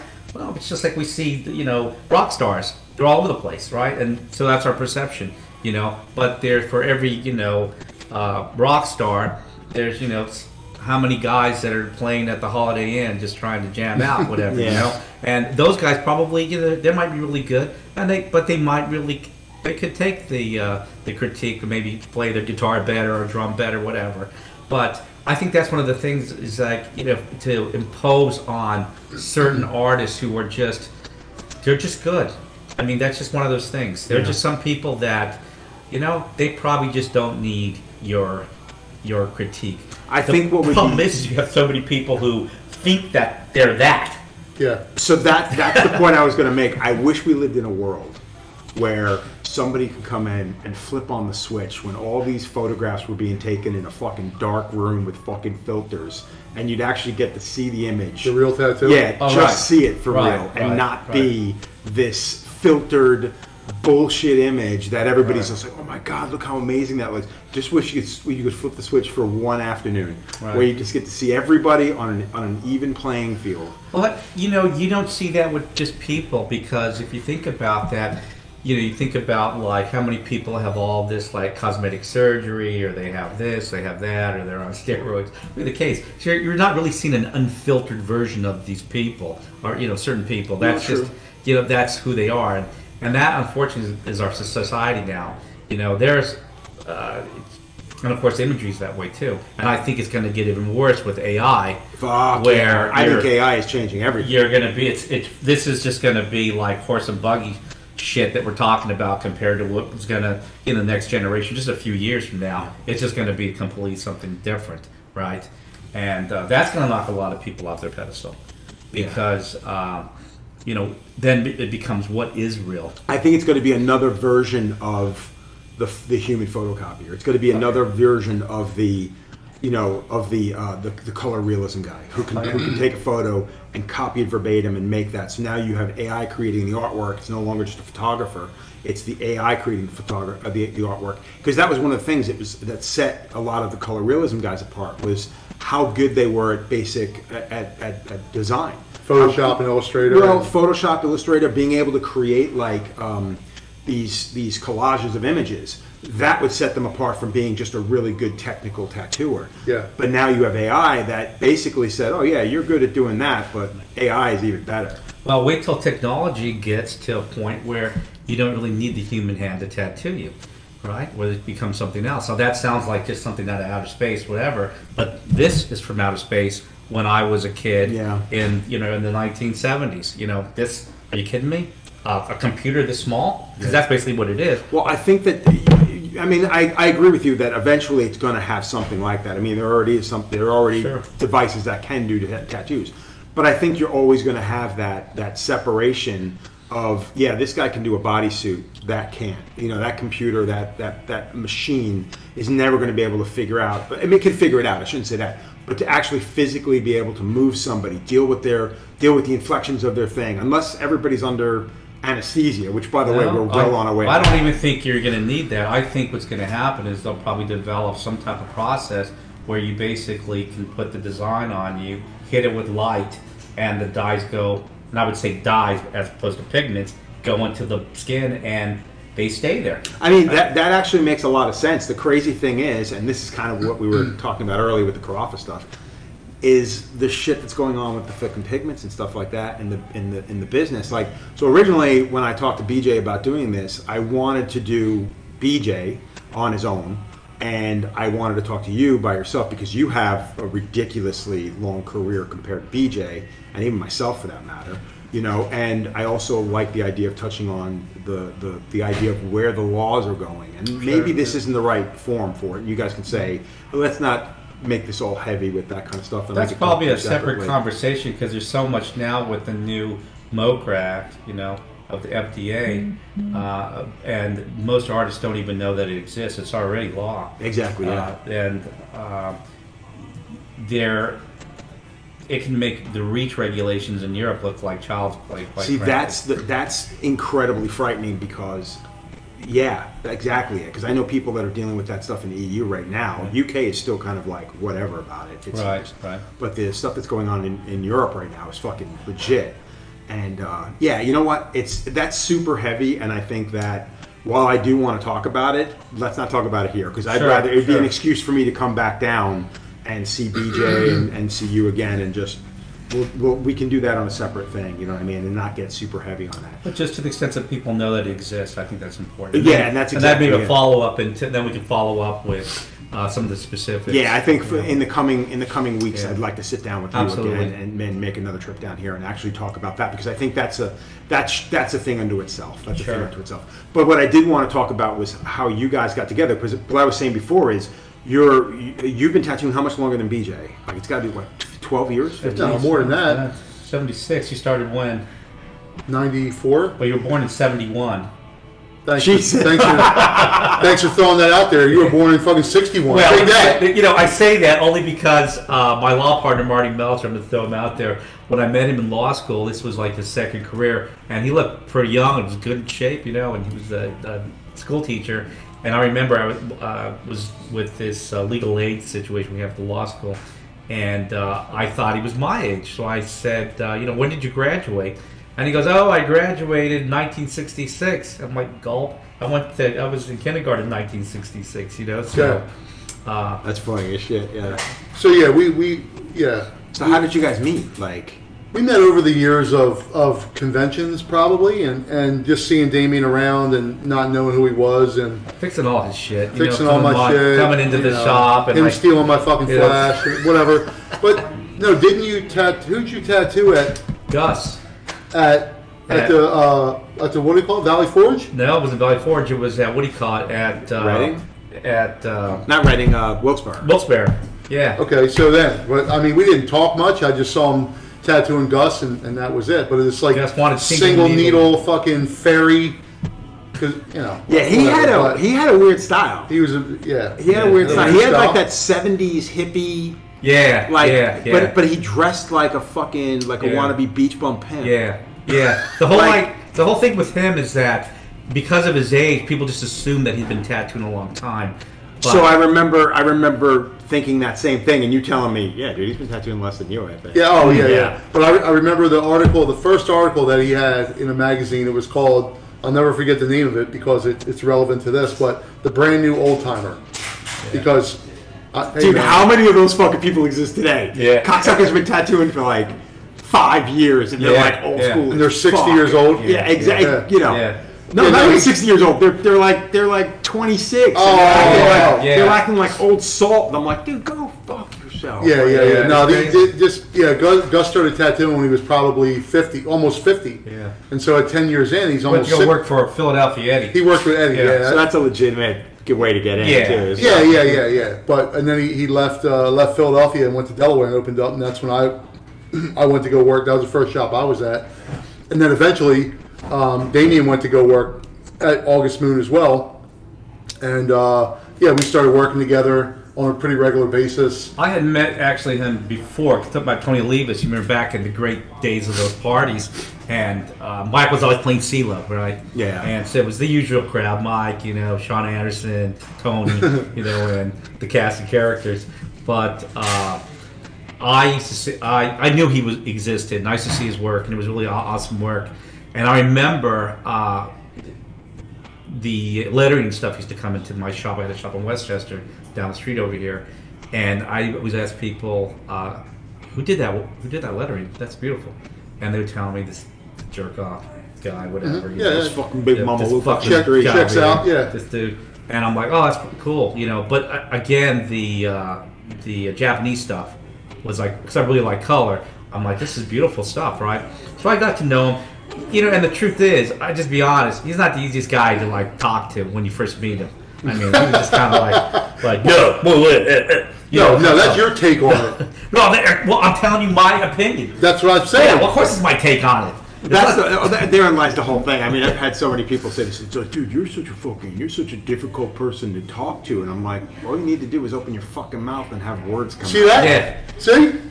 Yeah, what's that? It's just that attitude. See, you see that? See that? See what I'm talking about? Whatever. So get me over here. That was always like it was that kind of shit. I'm just like, hey, how you doing? What do you mean? Act like talking to Billy Easton. Good morning. Is it? Yeah, Billy. So that's a legitimate hard person to speak to. And then when you get friendly with him and he actually starts talking to you, that's just straight up scary. Oh, dude, I represented Billy for a lot of years, man, and I could tell you stories like getting tickets as a result of him and just staying at his house. Strippers and whatnot. I met a lot of people, man, because of Damien, and I've been very privy to a lot of the real soft white underbelly exactly of tattooing, right? And how many times I've heard other tattooers, Damien give them fucking thousands of dollars worth of advice for free, only for them to be like they don't listen, and then they call them for real advice when they're jammed up, and Damien's like, didn't I tell you not to fucking... What did I tell you? Didn't I tell you not to sign that thing or whatever, That's why you got to keep lawyers in business, you got to be able to smack people around a little bit. Yeah. So anyway, we're working at August Moon, and then they had there was a hostile takeover of the shop, and Damien and I both had enough of the current owner situation, and we decided to open up our own shop together, which was Trademark Tattoo, which is still there. Yeah, man, and we no longer are partners at that shop. I don't know. We do other business things together. Yeah, but we figured, man, like we've been friends longer, and our friendship was more important than the business. Which is a good thing. That's man. It took a lot of highs and lows to get to that point, man. But I think that was the bottom line, man. Is that our friendship was more valuable than the. I want to say I met Damien through you at Mario's first convention. Yeah, I think so. I want to say you. I think you were the one who introduced me, or maybe you came up to me because you knew I knew BJ. I knew there was a connection. Because I remember meeting you at that convention, and then hearing that you were a lawyer, and I'm like, were you a lawyer or a fucking tattooer? Yes, both. And that's when I was like, oh, that's fucking crazy. And then you were doing work with Mario and everything else. Yeah, I represent a lot of. Well, I still do a lot of tattoo artists in the business. Damien, he has a whole different take on tattooing, and although his style is not my style, but again, we definitely work really well together, man. And he has a whole different business acumen than I do, and I learned a lot, man. I never had a. I mean, I could say you're probably my mentor, in tattooing. Yeah, I mean, in life in general too. We like most friends, you go through these times where you're like, well, fuck you, and you hang up the phone. Well, and especially being partners, because I mean, the fact of the matter is, there's no getting around the fact that there's going to be a little bit of butting of heads. Oh yeah. Especially when you're not both on the exact same page. Yeah. But again, while it's healthy, it could also be a bit of a hindrance, and I think it's the realization of that and the recognition of that. It makes things go better and probably makes you grow further. Well, that's exactly it, man. And we have, you know what I mean? And I think, dare I even say we're probably even better friends now than we were when we had the shop. Yeah. Because we don't have that we don't have to. It's like we don't have that common thing that we have to be friends for, or we have to be, friendly for. You don't have to keep your fucking mouth shut because you don't want to start trouble. Right. You know what I mean? At this point, you're not that. Well, I never stopped him, but yeah, I hear what you're saying. Yeah, well, I think you needed it. I think a lot of it too is just like, if you talk about fraternal love, and respect, that's especially when you're in business and you've gone through a lot of, like you said, ups and downs. It can either break you or it can make you a better, better friend. Let's just put it that way. Yeah. And there comes a time. It's kind of like anything else. Sometimes if you want to preserve something, you have to kind of like walk away from it for a little bit. Yeah. So you can, again, the important part is the friendship. Yeah, I think that's something that a lot of people tend to forget, especially in this industry. It's quick to fucking be like, you know what, go fuck yourself, never going to talk to you again. I mean, I've had a couple of people in my life I've done that. And so much of it comes down to money, and ego. It sucks that you're right. Money and ego, especially being a shop owner, is, for me personally, is one of those things where you definitely have to be like, you know what, everybody in this shop, and in my shop especially, there's 8 people, including myself, just tattooing, and then there's a manager, and so you're trying, and again, I'm a bit of a hands-off kind of owner because I don't want the hassles, man. I just want everybody to be happy, Right. Yeah, so man. when certain people do things that, that you may not agree with, a lot of times you sit back and go, you know what, you do you, and if it becomes an issue, I'll say something. Or somebody else is going to come up to me and say something, and then I'll have to say something. Right. I'm fortunate enough, for the most part, like we've been together in my shop. We've been around 20 years now. The shop's been 21 years. And 2 of those guys have been with me for 20.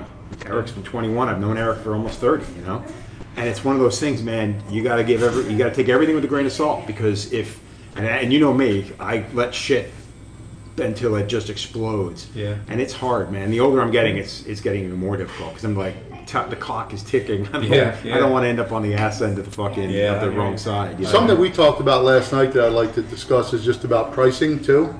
The pricing thing. Yeah, that's okay. So this is so my take on it, and we'll go further into it with what you were saying. My take on it has always been, if you do what you do, that's fantastic. Do us all a favor and keep it to your fucking self. Nobody need, not the entire country, the entire world, the entire industry does not need to know exactly what it is that you charge.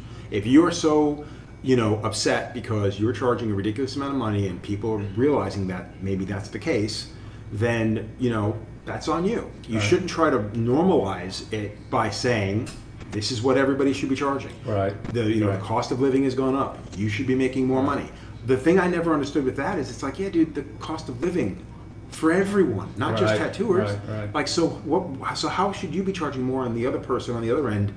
They should have to pay more. So basically, what you're saying is, my rate's going up. You don't get to get tattooed anymore, because that's kind of what you're doing. Right. Now, again, if you want to do that, that's great. Just don't go to the fucking internet and tell everybody else that's exactly what they should be doing as well. Right. So Exactly. that's the long and short of it, of how I think about it. And there's more to it, but when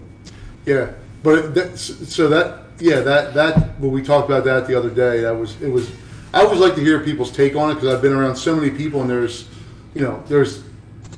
everybody's all over the board with their pricing and how they price. And Damien and I have talked about that so many times over the years, about you should charge more or this or that. And it's like, man, and Damien, like my thing was, dude, it only took me this long. You know what I mean? And so that was one of the things, like when I first started tattooing early on, I remember Tom Butler telling me, like, because I found out what Philip was charging, he's like, the way he always looked at it was, you're either really good and really fast, or really good and really slow. And you work out in the sense that you're either charging $200 an hour, or you're charging, $150 an hour. And at the end of that 6 hours, you both work out about the same. You know what I mean? You're both doing probably a similar quality work, and at the end of the day, you're both making about the same. Right. Nowadays, I think you've got so much happening with people that are just like, oh no, like I'm different than him, and you can't get what I do anyplace else, which we all know is a load of shit right now, because anybody can do anything that anybody can fucking do.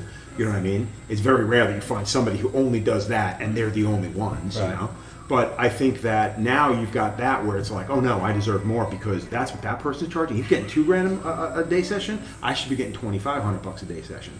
And that to me is fucking insane, because where are you chasing yourself to? You know, so you're just basically making it impossible for people to get tattooed by you. Now, if you want to do that, that's great.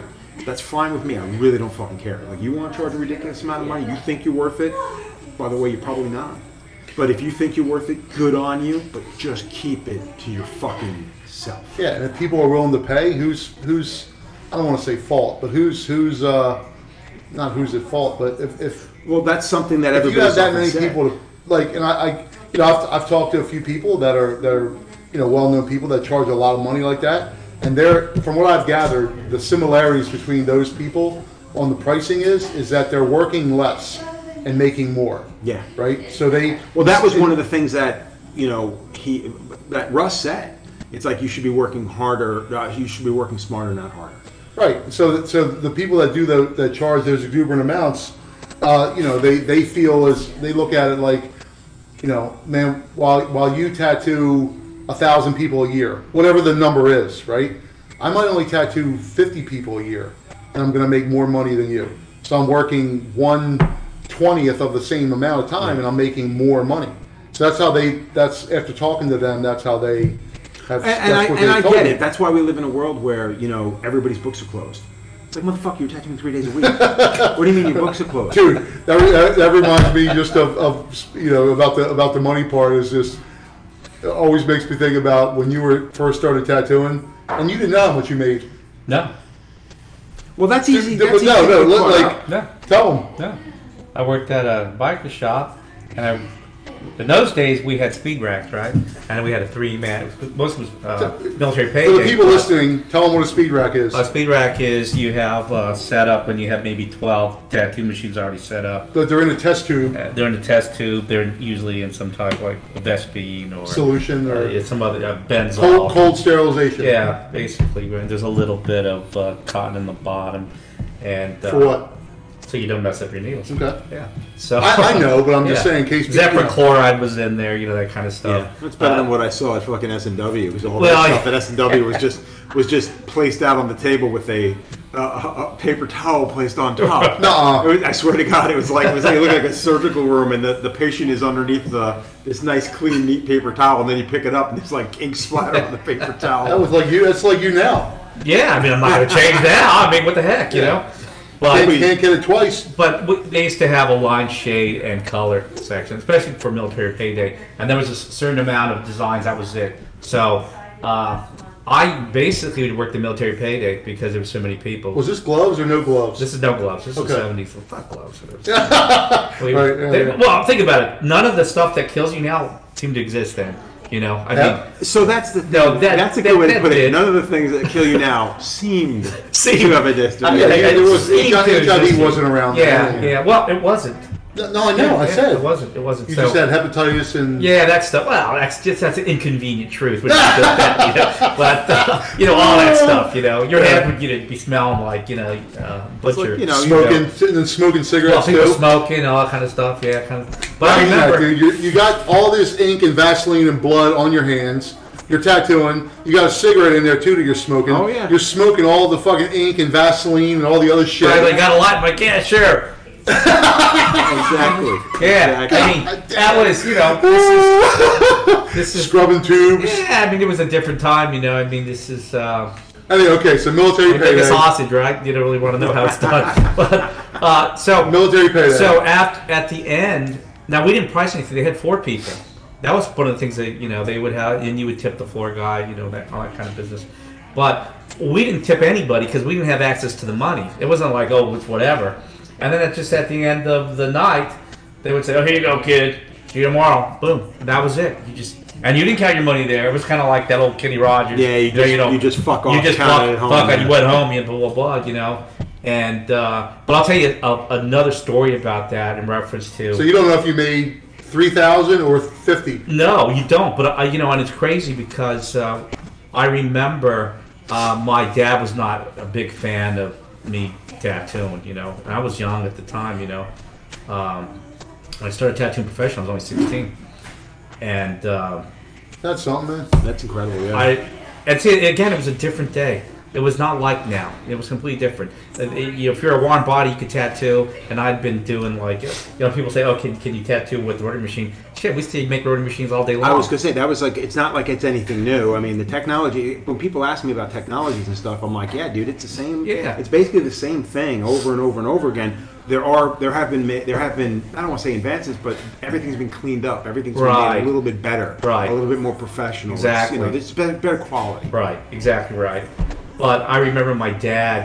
Because in those days I used to hand the money to my mother, and my mother would give me like $20 or $30, or for the week or that kind of business, to go put a shirt on layaway at like a Chess King or something like that. Whatever it was, at the time. Layaway was a big deal. Where I grew up. Nobody had credit cards, that kind of stuff. It was a lower working class area. And that's B mile. But I remember my dad one day. I heard him kind of find my mom, and comes downstairs. Get up! I need to talk to you. Blah blah. And he says to me, "We don't want this type of money in the house. Whose fool are you?" Damn, really? It was automatically assumed that it was like. And he's like, "What are you doing for these people?" I'm like. Like what? I'm like, he's like, nobody your age makes a paycheck like this, and not in cash. Especially depending on the day and age of your dad grew up, and that's understandable. Exactly. I'm like, Dad, I don't even. Oh, and so none of it made any sense to him. Like, oh, so you don't even know what you get paid. Nobody even tells you. Miraculously, at the end of the night, they just hand you this envelope. You're like, yeah. Wow, that's pretty impressive that your dad was thinking that way about that. Yeah, in that day and age. So, and you're like, that's exactly. I'm like, yeah, Dad, blah blah. And he's like, well, I'm driving you to work tomorrow. I'm going to talk to the guy you work for. Oh, how'd that go over? I thought it was going to go bad. So my dad would talk to the guy, and he comes out, and my dad's like, I'll pick you up later at night. My dad was working the night shift, right? He says, I'll pick you up when I get off work.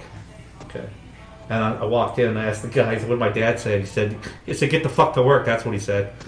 Fuck yes. That's incredible. And that's how, see, this is the thing. This is how people talk to you. He was just a little bit younger than my dad, The guys that I worked with, the young guys were Vietnam vets, most of them, right? They were the young guys. They were all part of that. Most of them had been born out in the 40s. Right. A lot of them had, done, either done time in the service or done time in the joint, and it was a whole different crowd of people, right? It was just a whole different different business, put that way. So how is it owning a shop today? Having grown up in that, especially because I know a lot of those guys don't exist anymore. Right, they're gone. Or if they do own those shops anymore, they don't even step foot in it. They probably don't even know the people who run it. And I'm just saying that. I'm sure that there are shops like that, like you, that they're still part of their daily routine and stuff like that.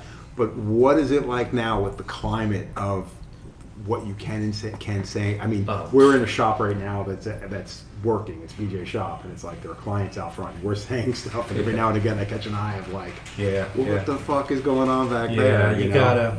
Well, you have to be careful now because let's put it this way, hopefully things have gotten refined and people are more considerate in reference to other people's feelings and their identities and all other things that go along with that. And that's in the grand scheme of things, that's better than in the day that whatever.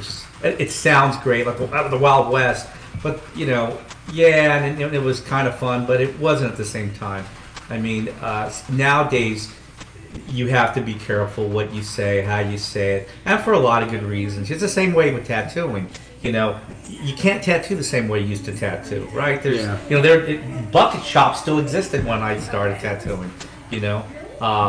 People, there were old guys. There was a guy, Lucky Still, that Lyle told me that he knew. They'd worked with him at one time, and he's like, "Oh, do you know Art Still?" I'm like, "Yeah, Lucky. I'd worked with Painless Bill with him at one time, and I remember this place was like, it was a bucket shop, and it was hardcore." I need a cool tattoo name like that. Yeah, Bucket Shop Tattoo. No, Painless Bill. Painless Bill, yeah. Bucket Shop Bill. I'll take it. But they had like Lysol, whatever, and just a bunch of water and a sponge. I mean, that still existed. nobody wants that to exist today, but that guarantees a couple people out there. And I think that's the same thing in reference to just the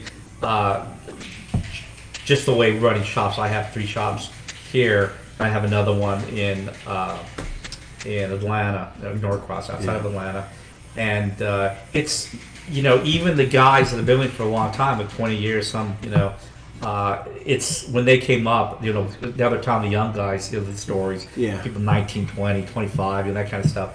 It's completely different. My son Steve, when he tattoos, he grew up in the business, and for him it's completely different. He remembers part of it, through stories and whatnot. Stories, that kind of stuff.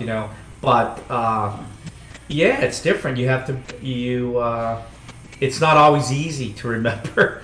Well, I think that those shops. Yeah, I think that those shops still exist in some cases, but I think at this point it's like people find those shops. They know those shops exist, and they'll find. What do they say? Water finds its own level. I mean, exactly. It's not going to disappear. It's just not going to. We live in a world of, especially nowadays, with the with the way things are in the world and the way people think and the way everybody's got to have their own way of thinking. Right. Nobody's going to step on my shit, whatever. Right. So I think that's going to exist no matter what. But I think from the standpoint of owning a legitimate business that you want to see succeed, you do gotta. I mean, I know I have to curb my tongue every now and again in my own shop. You know what I mean? Yeah. And it's not because I'm trying to be PC. I'm just trying to be polite because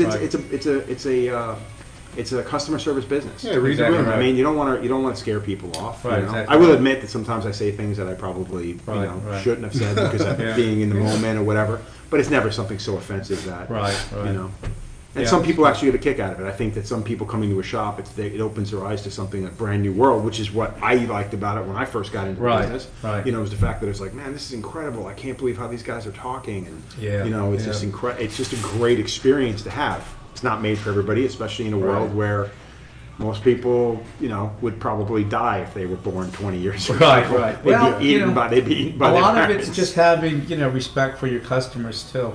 I mean, I've been in shops where people literally go out of the way to be mean or just make comments to raise the eyebrow of the customer or somebody sitting down, which I think is pretty piss poor, because of the fact that person's coming in to your place of business to give you money, that they could go someplace else. It's not like you're one of 3 tattoo shops. Oh, especially when you're just a fucking street shop. Yeah, like that's the thing. Those are the guys that are the ones that need to walk a tighter line. Absolutely. And those are the ones that tend to be the ones like, I don't fucking care if you don't get tattooed here. I'm like, well, that's probably why you'll be out of business. Yeah, exactly. Yeah. You know what I mean? So I think, we live in a different day and age when it comes to that kind of stuff. And I think that's what, having been in the business for so long, and the reason why I ask you is because you've been in it for so much longer, is the fact that the changes that have happened since I've been in the business have been stupid. To the point where I'm like, I don't like this at all, so I couldn't even imagine. I think that the thing that has probably bothered me the most is either it's just some kind of an inverse relationship with some of the people that are young, really good, that tend to be actually the least polite. They're more generally like, and that's not that the older people aren't like that too, but I've seen it, seems like see it more, that it's very self-centered. In reference to, it's a me, look how special I am, blah, blah, blah. I think a lot of that's part of like, oh, you competed today, so here's a ribbon. Oh, blah, blah, blah. And I get it, you're a good tattoo artist, and you're, I like the stuff you do. But, I used to tell people all the time when we used to go to conventions, which you didn't used to have to tell people. I used to say, because remember, going back in the day where the guy was next to you, hey, how you doing, Joe? My name's, love your work, blah, blah, blah. And remember this? Hey, have any flash, man? I got to want to treat some flash, but there was this camaraderie. And I tell the guys, I've had shows. Of course, now they these mega shows, but we were in Philadelphia. Is a good example. And I had some new guys in the crew, and I remember they hadn't even talked to the guys next to them, and I'm like, why don't you just say hi to the guy next door? Like, oh well, blah blah blah, kind of stuff. I'm like, you know what? You guys are all special. But the guy next to you is special too, man. Get to know him. Yeah, especially when you're looking at it from that perspective, it's like everybody feels that way. Exactly. And everybody, and again, when you do conventions, you do want to feel a little comfortable because conventions are awkward as shit sometimes. Oh yeah. And then there's the pressure of having to perform and everything else. So you're already at odds with your own self. Right. And now you're going in there and you got to hope you're getting sat next to someone you either know or that you're going to be able to get away with all weekend. Yeah. And we all know, like, when you've been out of something, right. Oh shit, I ran out of ink caps, or I ran out of this, or ran out of that. It's nice to be able to just talk to the guy next to you and be like, hey man, do you think I could borrow blah blah blah? You know. Dude, I saw this in action, and it wasn't even with my crew. And again, it was in one of the bigger shows. And I won't mention the name; y'all know who he is anyway. But I was just watching a guy tattoo, and another guy asked just for that. Said, "Oh shit, man, I forgot my doggone caps," you know. And of course, there was suppliers and stuff, but he was getting set up. He's like, "Shit." He just brought up and said, "Hey, listen, man, you don't mind if I borrow a few caps, do you?" And the guy fucking looks at him and goes, and again, I'm watching, this is a guy that I like his work, I'm watching him tattoo this guy, and I'm thinking, and then that just turned me off, because what he said to the guy, he's like, dude, you should have gotten your shit ready, man. So, and I'm thinking, what the fuck is this? Yeah, Joe did that to somebody. It was a friend, first of all. But yes, we were at the Atlanta convention. I'm not going to name names, but we were at the Atlanta convention and we were set up, and I was working with Jamie McNish and Dave Atenito, who own Good Clean Fun, or Dave owns Good Clean Fun down in Georgia, and we were working side by side. And Dave wasn't there. I was working with Jamie that afternoon, and a guy I used to work with is in the booth behind us. So he opens his curtain, and I'm getting set up for my day, and he's like, "Hey man, Joe, do you think I could borrow your black?" And I looked at him, I go, "Why? What happened? Did your shit blow up on you or something?" He goes, "No, man, I forgot it." And I'm like, "Oh, that's a bitch. No, you can't borrow my black." And now we know what it's gonna got. I closed the curtain and finished that. I just went back to work. And, it's not my fault. You shouldn't have forgot your fucking black. Know how stupid that is? And this guy...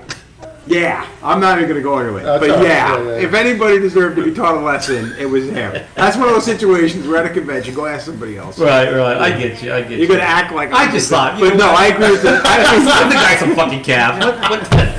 Please don't tell me, Joe. Please. That's what I said to him yesterday when he was telling me that. I'm like, "What are you fucking kidding me?" I think if it were anybody else, I would have had absolutely no problems. I would have given it, but how many times have I said this? This is where it started with your guys' generation. Oh, you guys are your guys' generation. All you guys that came from the '90s, great fucking artists, but mean as shit, man. Mean as shit. So you're saying it's not worse now?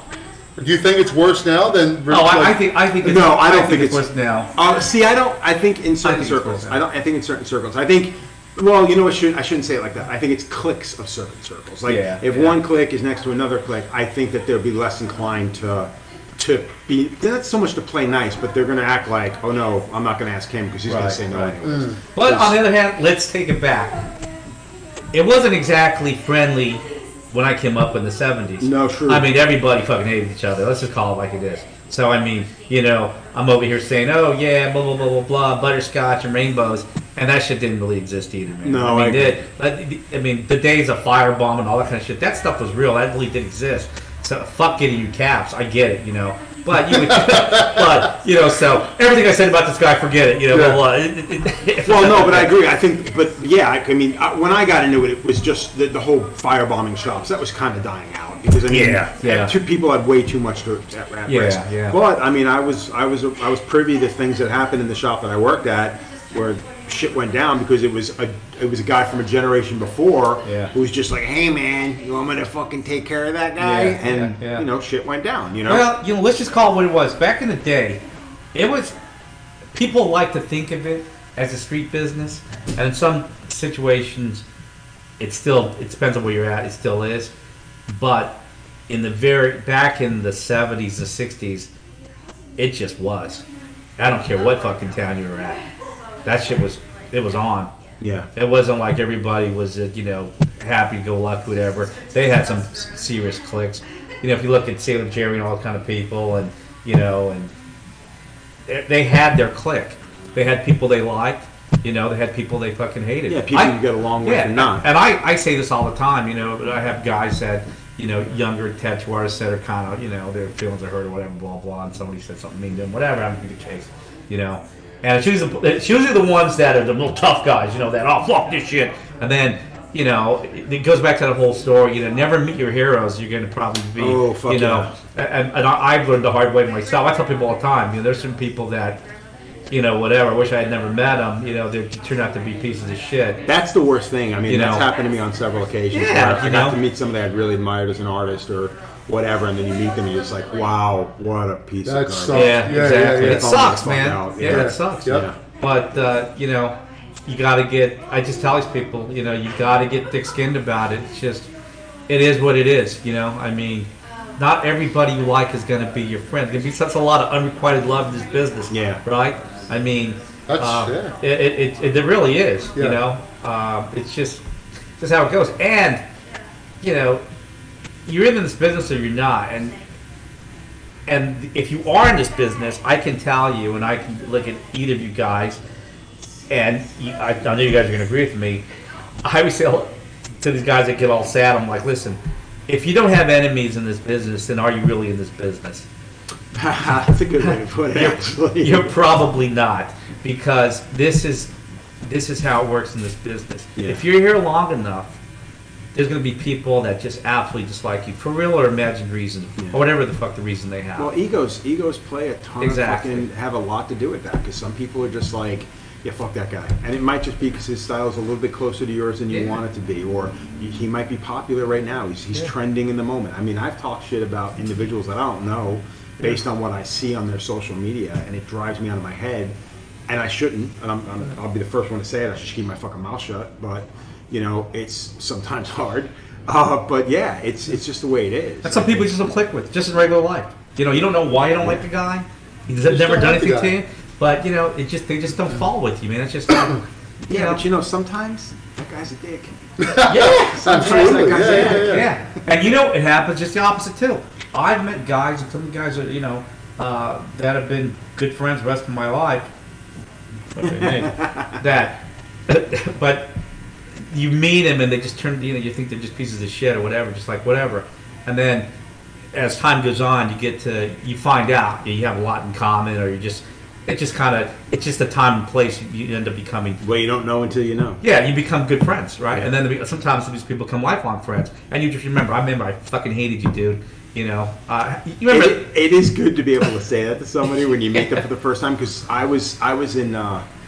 We did Calgary. No, we did Edmonton, and I met a couple of cats from Australia, and like.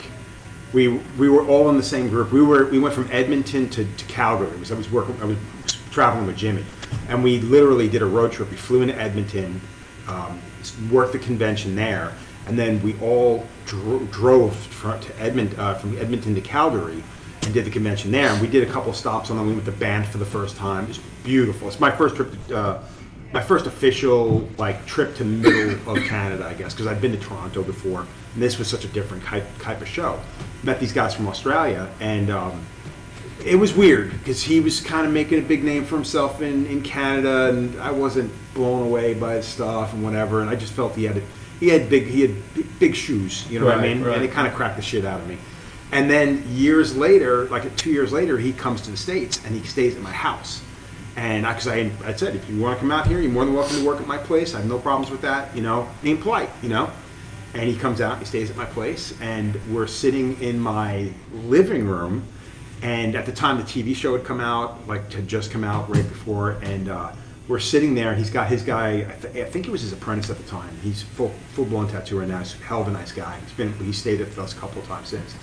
But we're all sitting around shooting the shit, and he's being real quiet, but his boss is being, you know, chatty. Right. And he's just like, you know, man, he's like, I'll be honest with you, I'm kind of glad we came to your house because I get to see you in your position. Meet your dog and meet your wife, and we're hanging out. You've opened your home to us. He goes, I'll be honest with you, I thought you were kind of a fucking asshole when I first met you in Canada. And I'm looking at him, I was like, you know what, man?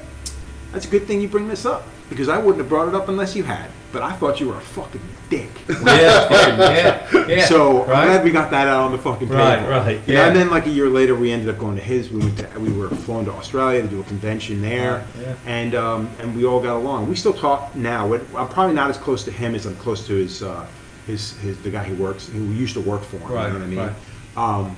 But yeah, man, it's just the way things are, and I think there's no getting around that. I mean, it's just the nature of. Well, you know, it happens. I mean, I have people that I represent, artists I represent on the legal side, and that they're not necessarily the nicest people, and there's a lot of things that they do with I don't agree with, but when I have the other hat on, that's not important to me. The important thing is that that their rights or whatever their position is protected, and and some of these people have turned out to be on a friend basis pretty decent people. Some of these people, other than the relationship as attorney-client, that's pretty much as far as it goes. Right. Now obviously, as an attorney, you owe them the highest duty, because you have a job. Yeah, you have a job, but they're not exactly the people, for many reasons, that you would necessarily like go out for coffee with,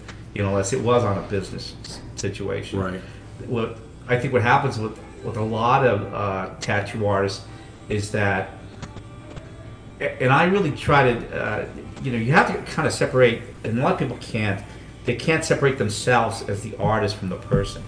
Because if you're a tattoo artist, that's not the only thing you are. You might also be a husband, a father, a coach, all these different things. Yeah. But, when people say, oh, it's a lifestyle, blah, blah, blah, I think, well, yeah, it is and it isn't, but it's kind of sad if that's the only thing that you have. And it's easy for another artist to admire somebody and think that, well, this guy's in the shop 24 hours a day, and he's got no life outside of this. Right, and right. They can't see the fact that he's got hobbies or whatever else. Well, and you've seen it. All of us have seen it, where you have. This is a business that can actually destroy you. Fuck yeah. It can just, and we've seen how many people that just aren't even here anymore. I mean, they're physically gone. Caught up in the lifestyle. They get caught up in the lifestyle of it, right? And they have this concept. Most of it imagined as to what it is to keeping it real, and they're about it, and blah blah blah, and it sounds great, but it's not really. A lot of these people have drugged themselves to death. They've taken their own life, or they've had really bad circumstances where even they might still be alive, but they're just kind of beat. And the business beat them down because they decided that was it. Right, and there was no more but that.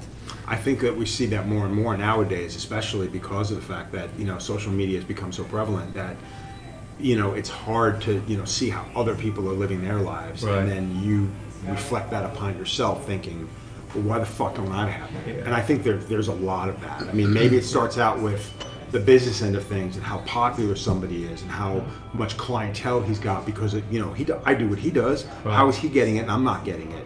And I think that it's hard for certain people to wake up and realize, yeah, dude, that's just the way shit is, man. Yeah. Sometimes it's the luck of the fucking draw. Absolutely. Sometimes it's just literally blind fucking luck. But then you start putting the personal side of things. I mean, I've done it. Like, I look at what people have and I'm like, dude, I've been doing this for over 30 years. I've had a shop for over 20. Like, how the fuck am I still bottom of the barrel, like scraping by every single month?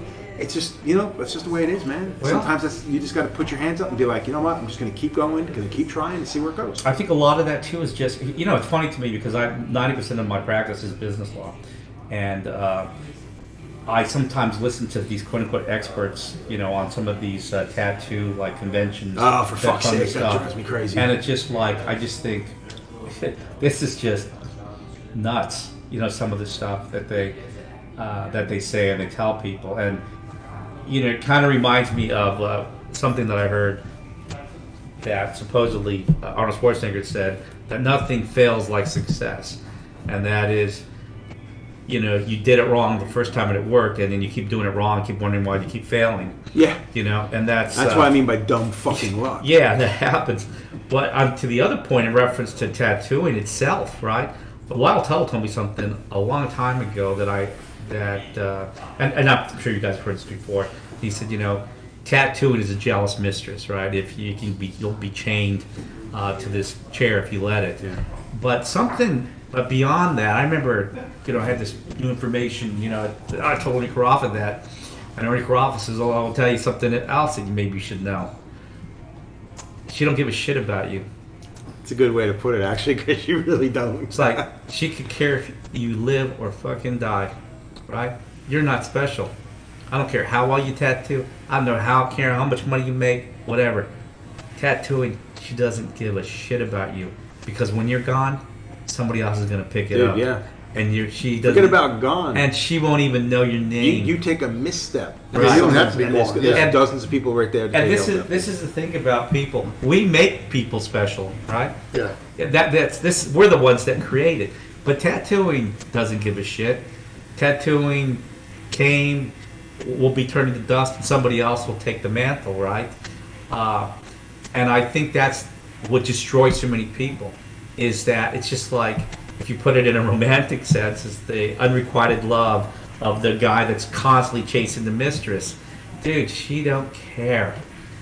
She wants all the diamonds you can give her. There's no question about it. She'll take everything from you to kick your ass to the curb, but somebody else has more diamonds. It's like Tony Levis used to say about the strippers with the little crackers. You know, remember, Tony was the king of throwing the dollar bills and stuff. And he's like, these are just crackers. And as soon as you're out of crackers, he's like, they're like little goats and they run around. Now, mind you, I'm not saying this. Tony said this. So this is no disrespect to people who that's what they do for a living. But Tony Levis, that was his take on it in reference to tattooing. You know, because Tony spent a lot of time in strip clubs, so a lot of analogies were based upon that. On which, that. not for nothing, is not a bad way to. That's a pretty good analogy. So that was Tony's analogy on it about tattooing. But and on that note, this whore of a trade. Yeah. No, I mean, I'm also acutely aware that the next, fucking BJ Betts. Not that I'm even that some special dude, but I understand that I'm very aware that the next person is in fucking middle school right now. Just like the first time we saw whatever name you want to throw in the mix. He's probably banging up his friends in the basement right now. Whatever, yeah. And he's going to come out of nowhere, just he's like chess club. You don't care. No, he don't care, dude. Yeah, he's going to come out of nowhere and just be like, or she, or she, right. They is the thing. Yeah, they're going to come out of nowhere and just be like, who the fuck is this person? Where the fuck this person? Shit you never thought about. You know what I mean? Yeah. And I think that again, I'm aware of that, and I'm not stuck up my own ass about thinking I'm this or that. Because I know, man, that like there's somebody way better than me somewhere. I mean, that's just the nature of the fucking beast. That's life. That's just life. Yeah. That's just life. I'm grateful for everybody that comes in and gets tattooed, man. I'm very grateful that I can, do some cool lettering and people after all these years, man, people are still interested to wait, a couple weeks or months or whatever to get tattooed. It's humbling, man, and especially these days when. Now, after the shift of so many years of tattooing, now I tattoo a lot of other tattooers, and you understand because you've been doing it for. Well, that was the way it was done back in the day. Like that was what made me popular. It wasn't just a clientele that got tattooed. It was tattooing other tattooers, and that's what kind of like. You just kind of leapfrog from there because it just gets better and better and better, and then more clients start going, oh, well, all these tattooers have this tattooed by this guy, so I need to get tattooed by that guy, and then that creates its own clientele base. So yeah, man, I mean, it just makes sense. That's where you start seeing your career starting to slip is when you're not tattooing tattooers anymore, and you're hoping those clients are coming through the door. That's where I started seeing things change. I think the thing that.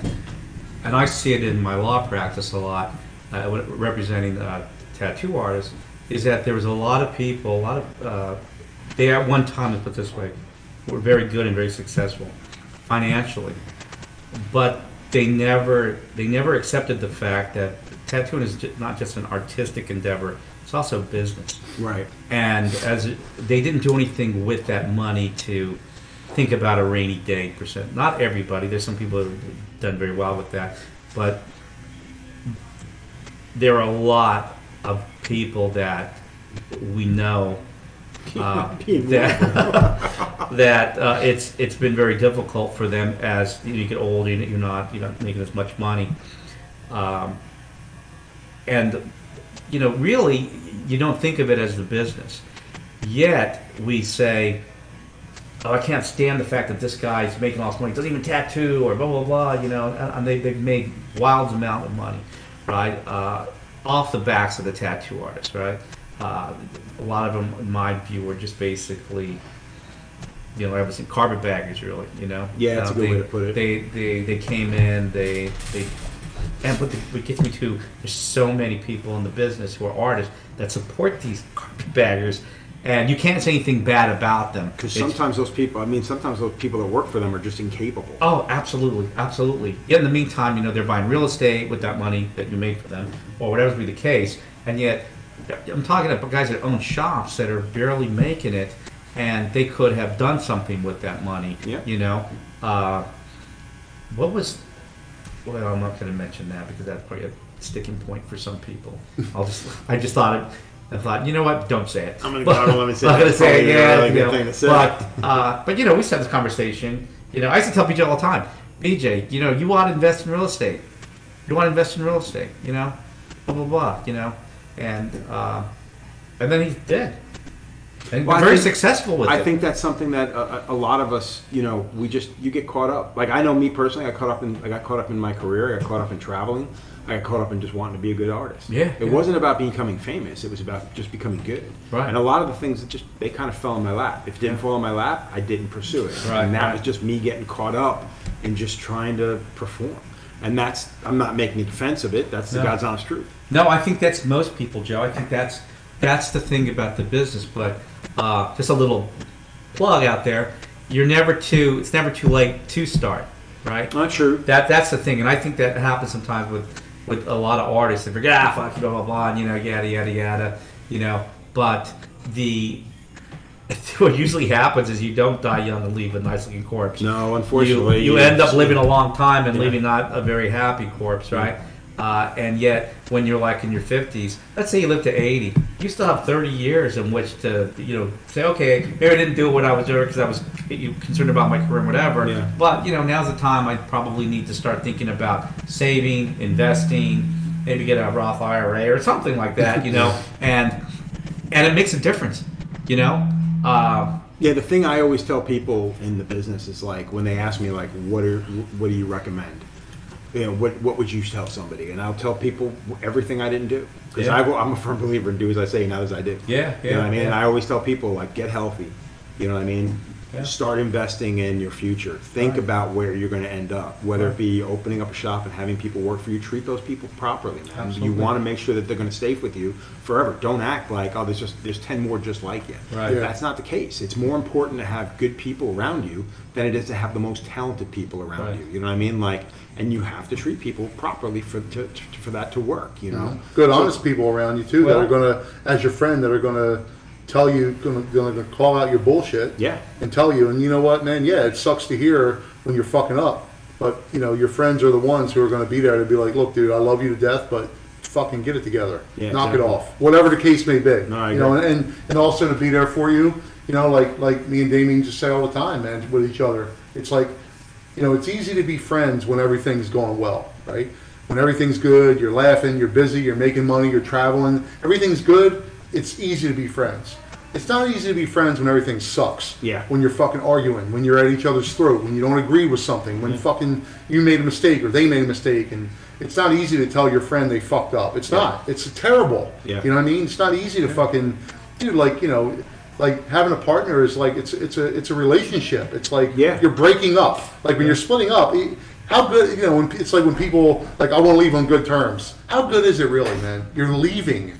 Yeah. How is it really that good though? Well, you know, it's true though too, but I think that but sometimes it is good because it's good for you mentally or physically or whatever the case may be. That was honestly the way, because it's hurtful when the other person doesn't see that. Right. You know what I mean? They want to hang on to it. It's like, you know, having to put a pet down. You know what I mean? Like, you know, it's time. Or they feel betrayed. Right. Well, Because they can't put themselves in your shoes and realize, well, you're not doing this for us. You're kind of doing this for you, and for you, it's going to better. It's going to better. But they look at it as being selfish. Yeah.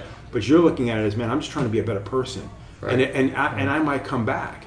But now that you've treated me like dog shit, that's never going to happen. Right. And the fear with and what that person should be thinking is, well, what if this guy comes back and opens up a shop next to me? Right. Yeah. Well, see, to that point, this is something I think a lot of older tattoo artists don't think about in reference to individuals that have worked for them for a good amount of time and are ready to move on. Nobody sitting here has stayed in the same place that you started. I mean, at some point, there is a natural progression that you're going to want to move on and have your own shop, right?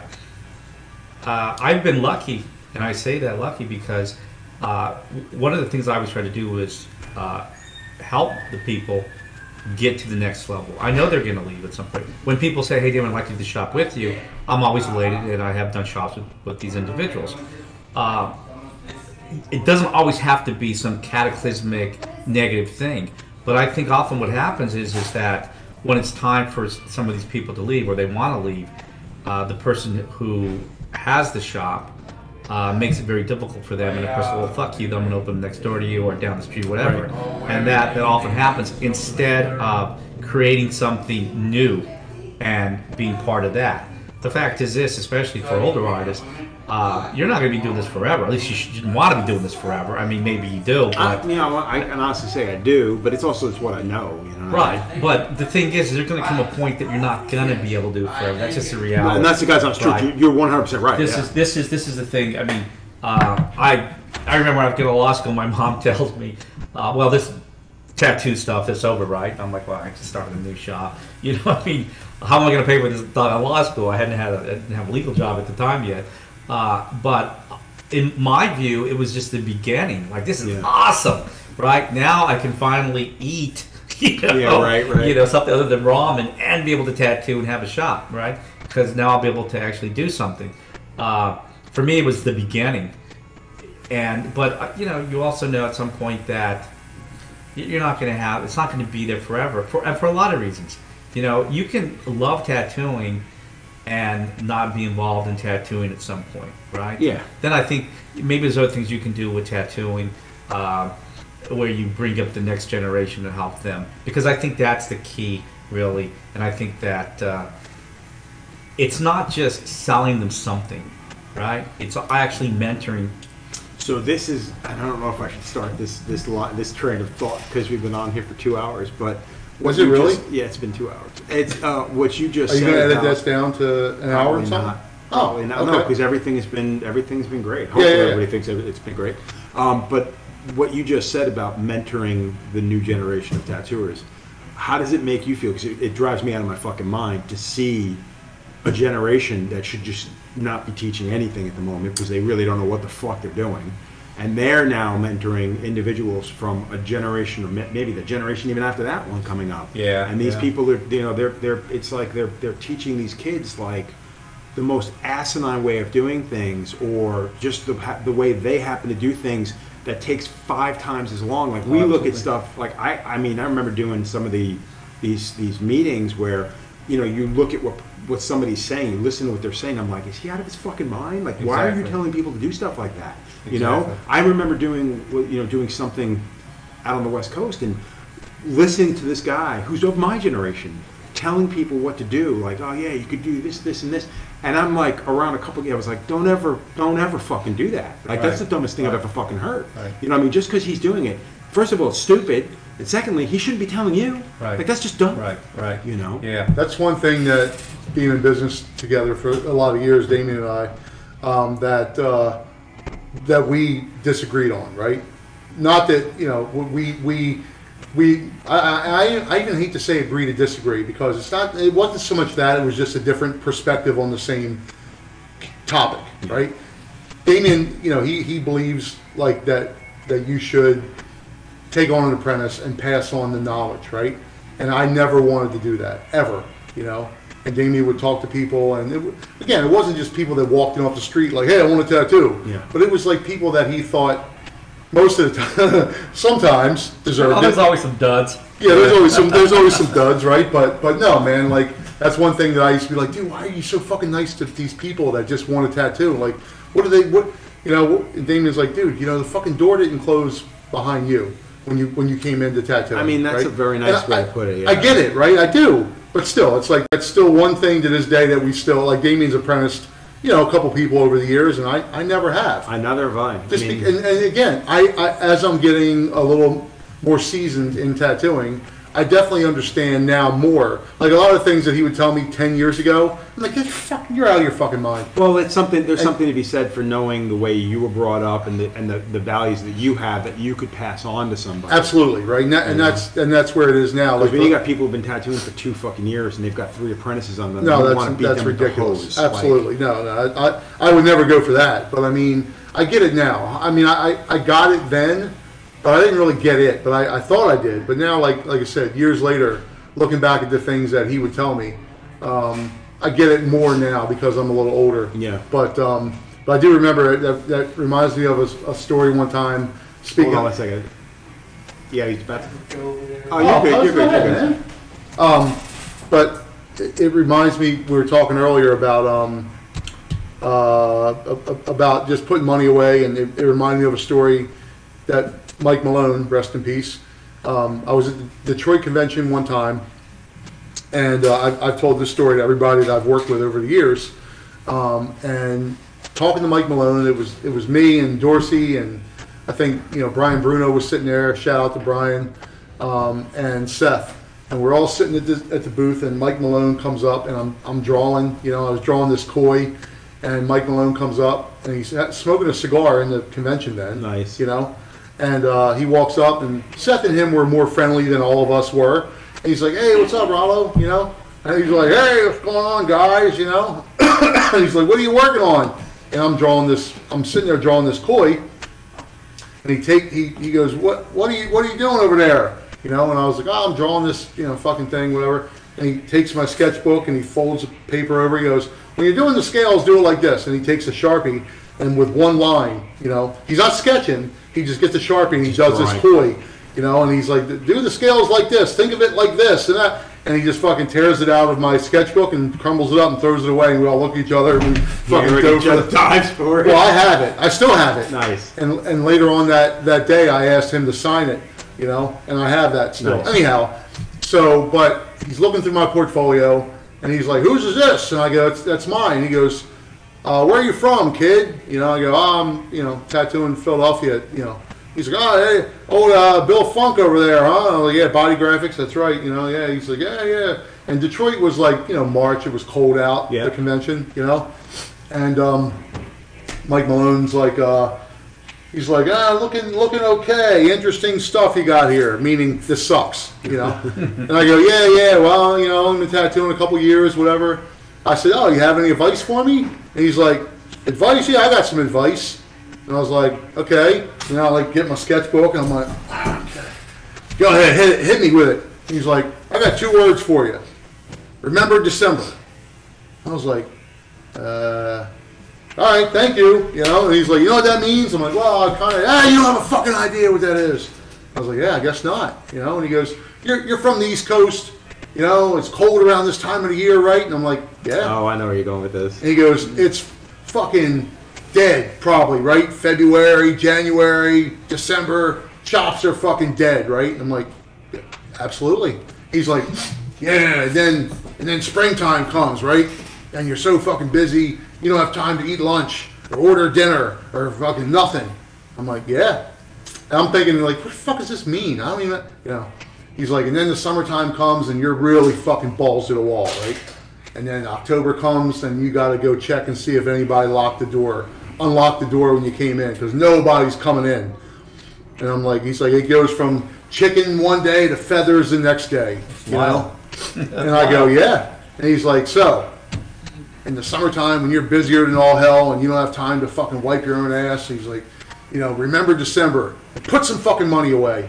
And I was like, and he dropped the mic and he fucking walks off, and I was like, "Oh, how about that?" That's actually, yeah, that's a decent amount. That's a good piece of advice. So that's my fucking, not only my Mike Malone story, but my, I guess investment advice, But well, anyway, I think that's a good way to end this, unless you guys got something you definitely. Well, what were you going to say before I said that? I don't even remember because that's actually a great fucking story. Oh well, yeah. And dude, it's always funny the stories that you hear from these over the years. We've heard so many, probably forgot more than we've heard. Well, right? Certainly, yeah. And like.